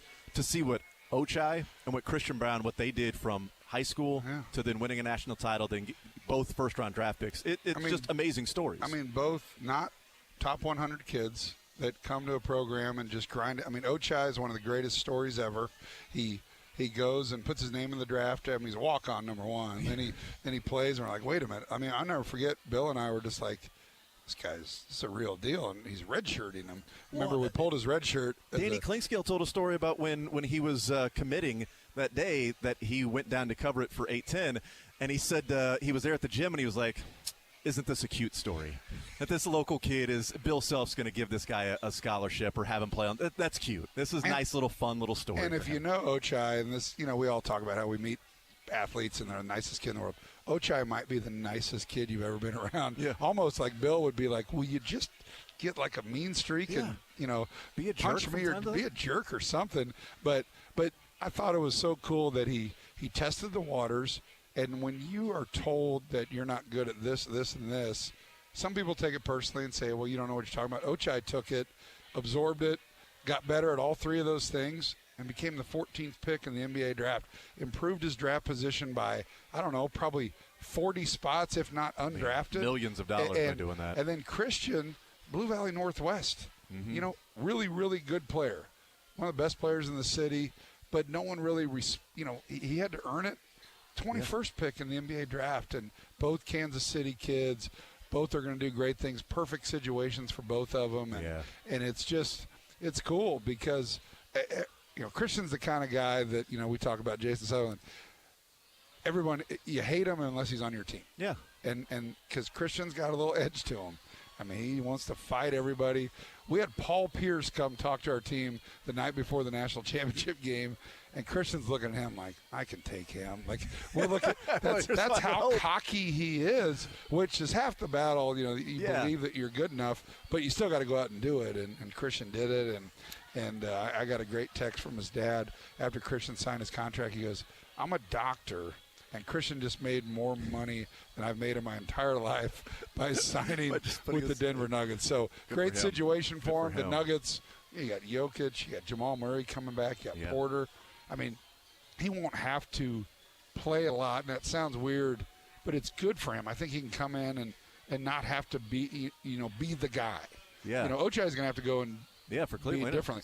Yeah. But Christian can kind of be spot duty, and he won't like that because Christian thinks you should play 48 minutes a game, but it'll be a good situation for him. I said it was a compliment. I don't know if his parents would have got offended by it or not, but I said it was a compliment that he plays punkish on the court, and it's exactly what you said. Like, when he's on your team, you love it. When he's not, you're like, well, I hate that guy, but he's just kind of a punk. But you only dislike the guy if he's good. Right. So if he's not any good, you're like, well, that guy's kind of a just joker. A great story. Couldn't be a better script. Yeah. Kansas City kids go to KU, win a national title, get drafted in the first round. I feel like there's a better script maybe, but you know what? It was a fun conversation with Greg Gurley. I won't go that route. So thank you to Greg. Good stuff there. We will hear from the Chiefs coming up in this hour, we believe. At some point in this hour, we'll hear from the Kansas City Chiefs out at in St. Joe at training camp as Patrick Mahomes, Andy Reid, Trent McDuffie, and Sky Moore are scheduled to talk today. Sometime between 1:30 and 2:30, we believe that's when it will take place. But do want to let you know what is on tap this weekend. Training camp is here. A special time, special game, special sports deserves a special beer. So grab Kansas City's favorite lager, Dunkel, a rich, smooth, Munich-style brown lager. Go to kcbeer.com, discover all of the award-winning brands. What is on tap this weekend? Well, you got the Royals and Rays with a 3-game set. Brad Keller on the mound tonight, taking on Drew Rasmussen. Brady Singer toes the rubber tomorrow for the Royals. Another game coming up on Sunday. Sporting getting ready for Real Salt Lake on Sunday at 8:30. The Current taking on the Orlando Pride, 6 o'clock as well. Actually, I think that's July 31st. Let me check the schedule. I may be wrong about that. I apologize for that, but Current as well. And then coming up on Sunday, the Hall of Fame ceremony, coverage on MLB Network that starts at 10 o'clock in the morning. And, of course, Buck O'Neil going into the Hall of Fame, and that's going to be pretty cool as well. Do we have time to play the Hall of Fame speech from Buck on our way to break? I know it's about 3 minutes long, but I'm wondering if we do. I know you had mentioned maybe a 2-segment hour here because of but I'd like to play it just because it's so awesome with Buck. He says, sure, everybody. Beard says, sure. Yay, we can have nice things. Thanks, Beards. Oh, thanks, Daddy. We get ice cream. Okay, sure. See, you're already ready to be a dad. Sure, we'll go to McDonald's. Sure. As we take a timeout and go into break, here's a part of the Hall of Fame speech that Buck O'Neil gave when he was tabbed as the speaker to introduce the Negro League players into the Hall of Fame when he had worked so hard, but he wasn't one of those that got inducted. He is now, but here's a little bit of that Hall of Fame speech. That was Negro League baseball, and I'm proud to have been a Negro League ball player. Yeah. And I tell you what, they always say to me, Buck, I know you hate people for what they did to you or what they did to your folks. I said, no, man, I never learned to hate. I hate cancer. Cancer killed my mother. My wife died 10 years ago of cancer. I'm single, ladies.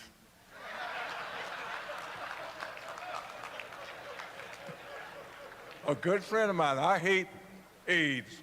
A good friend of mine died of AIDS 3 months ago. I hate AIDS. But I can't hate a human being because my God never made anything ugly. Now, you can be ugly if you want to, boy, but God didn't make you that way. So I want you to light this valley up this afternoon. Martin said agape is understanding, creative, a redemptive goodwill toward all men. Agape is an overflowing love which seeks nothing in return. And when you reach love on this level, you love all men, not because you like them, not because their ways appeal to you, but you love them because God loved them. And I love Jehovah my God with all my heart, with all my soul, and I love every one of you as I love myself. Now, I want you to do something for me. I'm fixing to get off this stage now. I think I've done my 6 minutes. But I want you to do something for me. I want you to hold hands. Whoever's next to you, hold a hand. Come on, you Hall of Famers. Hold hands. All you people out there, hold hands. Everybody hooked up? Everybody hooked up. Well, and I tell you what. See, I know my brothers up here, my brothers over there. I see some black brothers of mine and sisters out there. I know they can sing. Can you white folks sing? I want you to sing after me. The greatest thing. Come on, everybody. The greatest thing in all of my life is loving you. The greatest thing in all of my life is loving you. The greatest thing in all of my life is loving you. The greatest thing in all my life is loving you. Thank you, folks. Thank you, folks. Thank you, folks. Thank you, folks. Thank you. Thank you. Thank you. Thank you. Thank you. Thank you. Now sit down. Now sit down. I could talk to you 10 minutes longer, but I got to go to the bathroom. There he is, Buck O'Neil, some 15, 16 years ago when that Hall of Fame speech was given by him as the presenter for the Negro Leagues players that were getting into the Hall of Fame. Posthumously, he will go into the Hall of Fame this weekend on Sunday, will Buck O'Neil. We'll take a timeout. We'll come back. We will head up to St. Joe and expected to hear from some of the Chiefs there. We'll take a timeout. We'll come back. We will continue rolling right after this. It's Sports Radio 810 WHB. Follow the show on Twitter at J810Anderson, at JB Brisco, at Beards McFly, and at Sports Radio 810.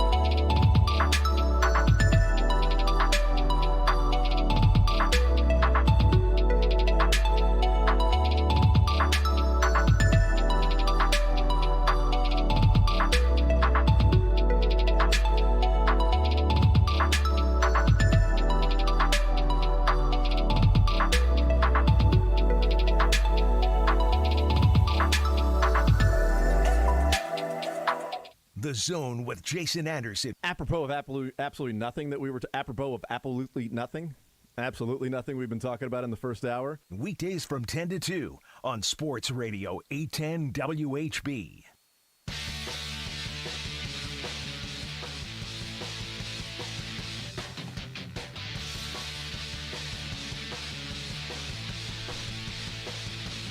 All right, we continue right here on Sports Radio 810 WHB on a Friday edition of the show. Heading up until 2 o'clock, Chiefs arriving at training camp, the quarterbacks and rookies. We'll hear from Patrick Mahomes, Andy Reid, Trent McDuffie, Sky Moore. I believe the media is awaiting the arrival of Sky Moore. Josh Brisco texted us and said, Sky is going to be at the podium, but I don't see him anywhere. I said, well, look up, idiot. It's right there. Look up, man. But at some point throughout the afternoon, maybe during Seren's show as well, that Patrick Mahomes and Andy Reid will be talking, and we'll hear from them as they arrive at training camp in St. Joe, and the veterans coming up on Monday. Couple of little nuggets as players were arriving. Trent McDuffie, who we'll hear talk as well, said that he was dealing with a head injury. That's why he missed some of the mandatory minicamp. And some of the bigger news that has been reported up there, that is Darian Kennard, whose hair in the back, the longer hair in the back, was colored blue for Kentucky, has now officially been changed to red. Big news. Kennard's hair is now red. We believe Sky Moore is now heading up right now. So here is Sky Moore right now. It's the first camp for me, but I'm back in the dorm life. I'm not too far removed from it. So, are we going to see you at full speed this thing? Oh yeah, absolutely. I'm full ready, full go. How exciting is that going to be? Man, I'm excited just to be out here and to be healthy. Sky, we haven't had you in a while. I know you dealt with the hamstring even before the rookie camp. Just if you could sort of talk through that and just where you're at now. I know you mentioned you're 100, but how did it go? It was just, I felt like it was just a bit of like the transition from combine, from my season to combine and to rookie minicamp. So it was just I said like overuse, but that's all behind me right now. I'm ready. You confirm 100%? 100%. Guys, is there a difference training for like the draft and then obviously training for your first training camp, and what are those distances? I would say there's a difference between like trying to get ready for like a 40 versus trying to get like condition ready for running 50 routes a game. So I'd say the difference is just there's probably more stress on the body. You don't got to stress your body too much when you're going through like combine prep. What are you most excited about coming up? I'm just excited to get in here and carve out my role for the team and just go on with my teammates. You mentioned about it, Andy Reid training camp. How do you prepare for it? There's no way. I heard you can't prepare for it, and there's a lot of running. So, I feel like I'm ready though. You mentioned dorm life. What was that one thing that you were like, hey, I can't leave home without this? It's crazy. I actually forgot everything. Like I had a 3:30. I had to wake up at 3:30. I had a 5 a.m. flight, and I like locked myself out of my hotel in Tampa, so I gotta get my suitcases shipped overnight. So, yeah, I forgot everything. So what are you gonna do until then? I'm gonna just rock out with this team issue gear. So it'll be here tomorrow. So I'll be good. It looked like you went down to Texas. Go ahead, Aaron. You got a closest friend on the team, or somebody you're looking forward to bonding with? Well, right now, I've been bonding with Fleet. I've been bonding with Pop. We got Ely. So all the rookies, I'm pretty close with all the rookies. So we should be ready to rock. Who's going to be the worst roommate of all the guys, all the rookies? Who's the one guy you wouldn't want to room with? I don't know. I don't know the answer to that. I'll probably get you next week or something. Scott, yeah, it looked like you went down to Texas on social media to throw with Pat. What was that experience like? What did you come out learning? Yeah, it just you all going in a session with him, you always learn something. So it was just it was trying to get into that routine, build that chemistry down there, and it was real hot. That's what I remember about it. But what's it like when Patrick Mahomes puts a video of you on his personal social feed? Yeah, he surprised me with that one, but it felt real good though. He got 2 million followers, so he definitely upped my energy. Couple more. What do you think you took away most from that? Just working with him. As far as like how to run my routes and like what he wants, it's all about what he wants and the chemistry between the wide receiver and the quarterback. So I'm just trying to feel like what he needs from me. It takes guys a little while to learn Andy Reid's playbook. Who are you leaning on, to make sure that you know everything? Everybody. Anybody who's been here longer than me, I'm asking questions. So, between Pat, Kelsey, Clyde, and McCole, everybody, we're what's up? We're definitely bouncing each other's brain around. Thanks, Scott. Thanks, Scott. All right, there's Sky Moore as he is heading into the dorm, arriving there in St. Joe. About the injury, said when he hurt his hamstring there in minicamp, said it was from his season to then training for the combine to then going right into minicamp, and it was just simply overuse. But he is now 100% and ready to go. He is not 100% in possession of his belongings that were at his hotel in Tampa Bay. He left his stuff at the hotel because he was locked out. He locked himself out of the room, and he had a flight to get to, so he just left. I got to go. I got a flight. I'm not going to reschedule my flight. I've got to be in St. Joe at this time, so I've got to leave. So I'm leaving my stuff in my hotel room. I don't know, like, if you get locked out, couldn't you then just go quickly get a key? Couldn't you just then run down to the front desk real quick? Hey, I need a key. I got all my belongings and everything is in this room, and I gotta go. I got this Uber out here. I gotta leave to get to the airport. I need to get in there real quick.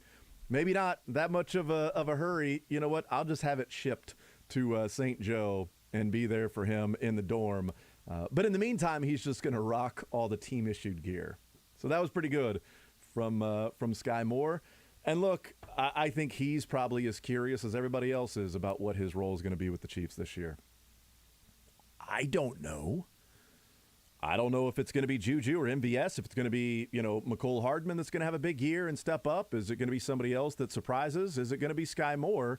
I would guess that he would probably be third on that list, probably at best, of the wide receiver group, because Juju and MVS and McCole Hardman are already more established. I mean, Juju is established as a receiver, MVS established as a receiver, McCole Hardman 3 years in the league and also 3 years with the offense.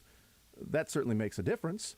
And so, we'll see what Sky Moore ends up being. But we know this, he's got hands, and he doesn't drop anything. And the Chiefs said they had to go through tape after tape and game after game after game after game after game to even find a drop pass for Sky Moore in college. But he had like one when he was in college there. So we'll see what he can be. But other rookies showing up as well, Trent McDuffie, and then Patrick Mahomes and Andy Reid. If we don't hear from them in this hour, then we'll hear from those guys coming up in the program with Seren Petro. So you can hear that as well from those guys in the show from Patrick Mahomes and Andy Reid. We'll see what Andy Reid has to say. It'll be the first of a few times he'll be asked about Orlando Brown. this, I'm assuming, will be the first one. He'll say, I don't know, veterans aren't even reporting until Monday, so this is just rookies and quarterbacks. Maybe he won't be asked about it. I don't know. I've been wrong about certain things that Andy Reid would be asked about. Certainly if he's going to talk on Monday with the veterans reporting, he would definitely be asked about it then because of Orlando Brown, whether he's reporting that day or not. And if he talks on Wednesday, the first day of actual practice, that they're going to be out there on the field, if Orlando Brown is not out there and Andy Reid talks, well, then that will be a 100% being asked about it. But again, it might be all three times. And I'm guessing the answer is going to be, well, we'll wait till, veterans are going to report and, Orlando and he'll be in here and we're, excited to have him in here and he's our left tackle and say everything that you would expect Andy Reid to say. But you never know. Surprised you from time to time. I think it was pretty interesting what he said about LaShawn McCoy and not being a spring chicken. It was as insulting of a way that Andy Reid could describe him as insulting that Andy Reid would probably be with a former player in the public, talking to the media with a microphone in front of him and discussing LaShawn McCoy. It's not really about you not being able to play because of Eric Bieniemy. It was about you are the reason you're not really a spring chicken there, guy. Not exactly the best player, the best version of yourself that you were back in different times. So we'll see what Andy Reid is ultimately going to say. So apparently there's reporting on Patrick Mahomes. Patrick Mahomes has walked in with a Monarchs jersey. Is it a Buck O'Neil? That I don't know for sure. He is also wearing Monarchs shorts. It's a very good look. So he's just wearing the whole. I think he's got a number 5 jersey on, if I can tell from behind his backpack. Okay. Well, I was kind of hoping it'd be, be cool if it was a Buck O'Neil jersey. That'd be pretty neat. Is it like an official one? Is it game worn? Does he have money to afford stuff like that? I don't know. He'll probably be asked about it when he steps up to the podium and talks with the media today. But it'd be cool if it was number 22.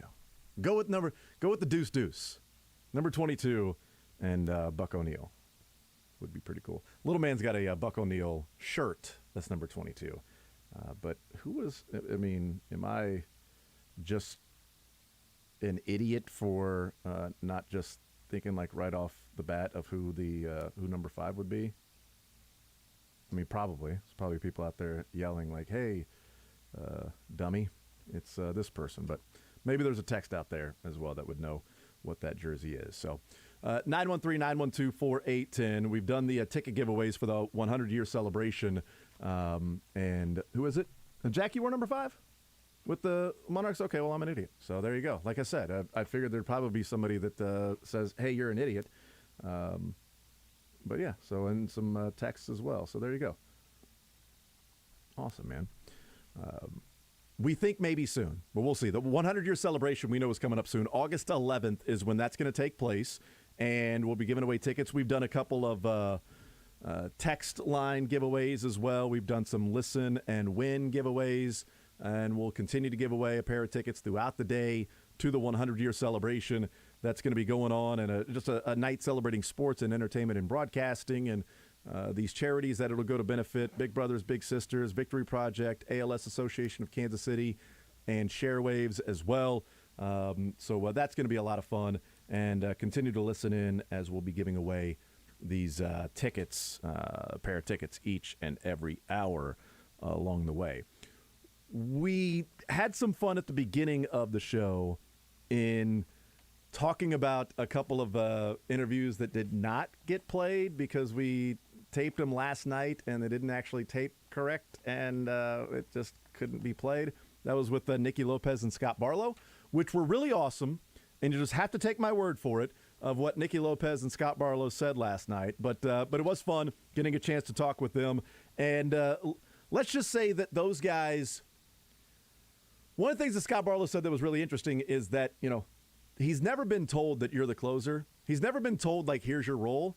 It's kind of just been assumed that you're getting more, higher leverage situations, and you are now the closer, yet he's never been told he's the closer or called the closer. He's aware of trade rumors. I asked him that. He's like, yep, I know it's weird because, trying to just be established in Major League Baseball, and now you're hearing your name being talked about as like this, one of the best players on the trade market, which is just odd to hear. So that was fun to talk with him. And then Nicky Lopez weighing in on him being a heartthrob for Royals fans. So that was cool, because he is, let's be honest, damn fine defender, but also very good looking as well. He's got that going for him, which is nice. Sitting right in front of me with those eyes, I mean, that's not easy to do. But we may hear from Mahomes in a second. But one of the things that he did say that I really would have loved to be able to play was him talking about the feel of the energy with some of the younger guys in there. So, here's Patrick Mahomes right now. That the Negro Leagues have put into the sports in general, not just baseball. It's amazing to see them getting the recognition and the players that they have that are Hall of Famers getting put in the right place. My Madden rating, I think the biggest thing that was, obviously I'm disappointed I'm not 99. Everybody wants to be 99, but, it's probably a good rating. I'm going to try to work my way back up to 99, kind of through my play on the field, but obviously, I know y'all saw the speeds up there, though. That speed's just climbing. I'm trying to get that speed to 90, so I'm going to have to have a few more runs this year and get that speed to 90. I talk to Orlando all the time. Me and him have a great relationship. Obviously, we wanted to get the deal done. I'm sure he wanted to get the deal done and everything like that. But at the end of the day, we're going to go out there and play football, and I'm excited.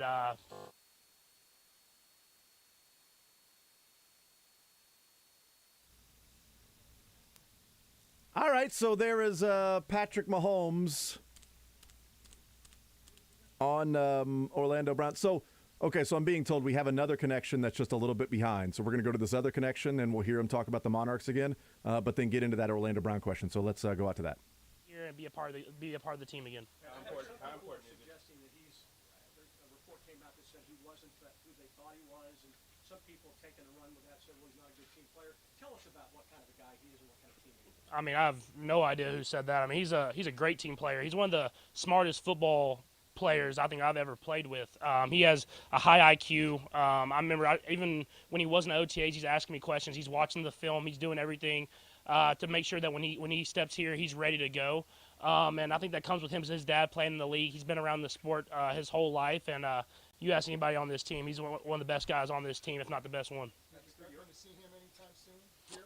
Yeah, obviously I didn't ask him anything like that, but you want him to be here. Just because of the guy he is, and he's a leader on this football team. But at the same time, when it comes to money and contracts and stuff like that, I'll never kind of force anyone to do anything because I know they're trying to provide for their family long term. But as a teammate and as a friend, you want him to be here and be a part of this because it's always a good atmosphere when you're down here in St. Joe's and you're going to be in the building and eat together and practice together. Patrick, obviously, when you signed your deal a few years ago, I think you probably anticipated that it was going to be surpassed. Mm-hmm. I'm just wondering what your thoughts are on that actually occurring over the past couple of years. Yeah, it's awesome for not only the quarterback market, but for just the market of players in general. You want the salary cap to keep going up. You want players to keep getting more and more money. And when I signed my deal, I knew I was going to be pretty set for life, regardless of what the market kind of happens. But you just keep playing. Money is one thing, but when you get those Super Bowl rings at the end of your career, I think that's going to be the thing that you look back upon. And I think I've made enough money from the football field and then obviously off of it as well that it won't matter at the end of the day. It's not important to you to be the top paid guy. A lot of guys obviously take a No, I think especially at the quarterback position, kind of the next guy is the top paid guy. Any of these top tier quarterbacks, they make such a difference on NFL football teams that it's going to get passed up. And even if you look at guys that signed last year to this year, they got passed up. And I'm sure when Burrow, Herbert, and Russell and all these guys come around, they'll keep setting the bar even higher. And so I always want to make sure that you always want to get paid. Like I said, take care of your family. But I want to have a great team around me as well. And so whatever way that is, I'm going to make sure I have a great team around me the rest of my career. You're always in tune with, it seems like, the ESPN from Fox Sports. There's been a little bit of chatter of the Chiefs offense without Hill be a little bit less this year. What have you kind of gathered from that? And then how do you guys take that maybe as motivation to make sure, okay, with this new crop, it's not going to fall off at all? Yeah, I mean, I think we have the right guys in the building. I mean, obviously it starts with the coaching staff. We have a coach that's coached with a many variety of weapons and all of his different stops, and his offense has always been great. We have a lot of great coordinators, great position coaches that will coach their guys up. And then the players. We got a lot of guys that love football that want to come in here and work, and obviously we see stuff on SportsCenter or whatever that is. And that people kind of doubting us a little bit, and I think it gives guys extra motivation to come out here and just play even better than they thought they could, because they want to make sure to prove that we're still going to be the prolific offense that we've been since the Andy Reid's been in Kansas City.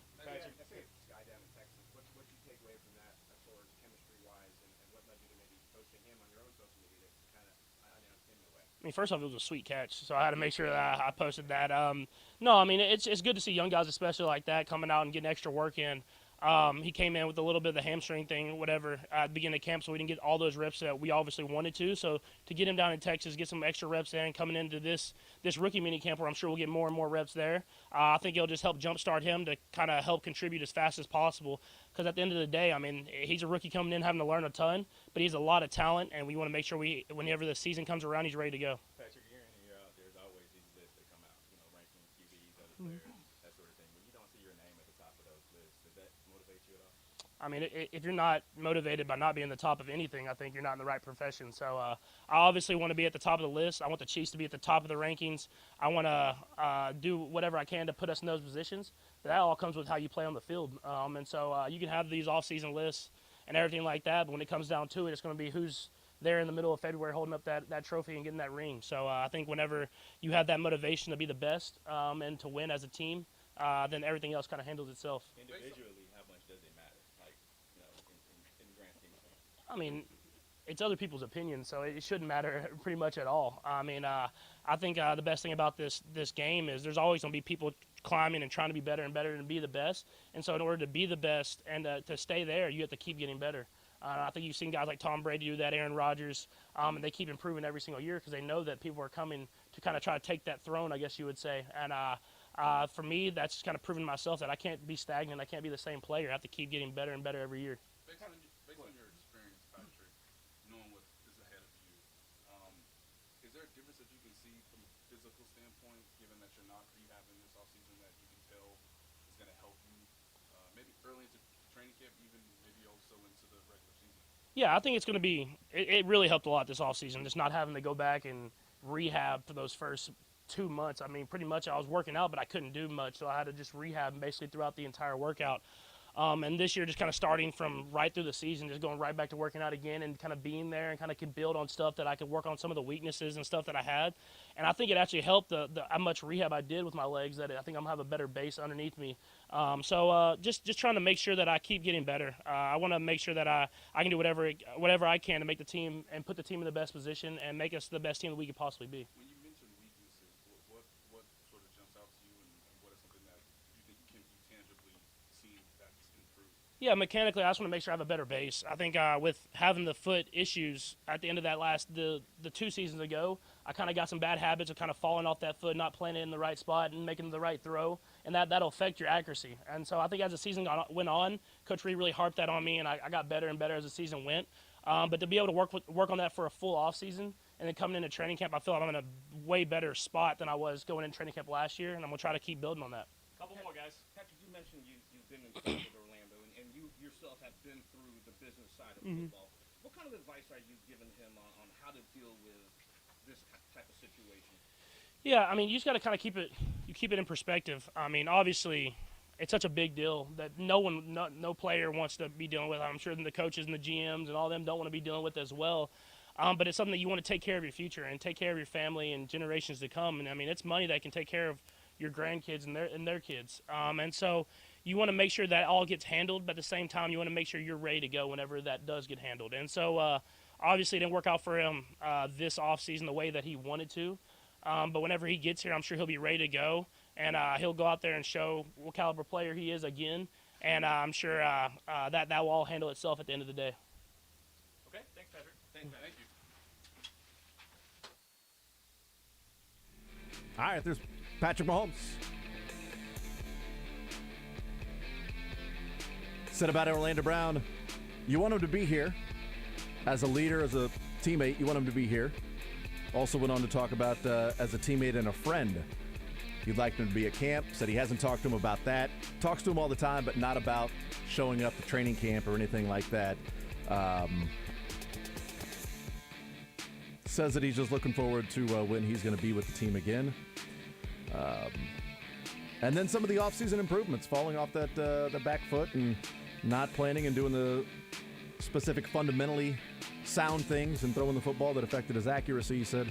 And he got better as the season went along last year, and that's what he's worked on improving throughout the offseason. We'll see. We'll hear from Andy Reid coming up soon as well. The program with Soren Petro comes your way next.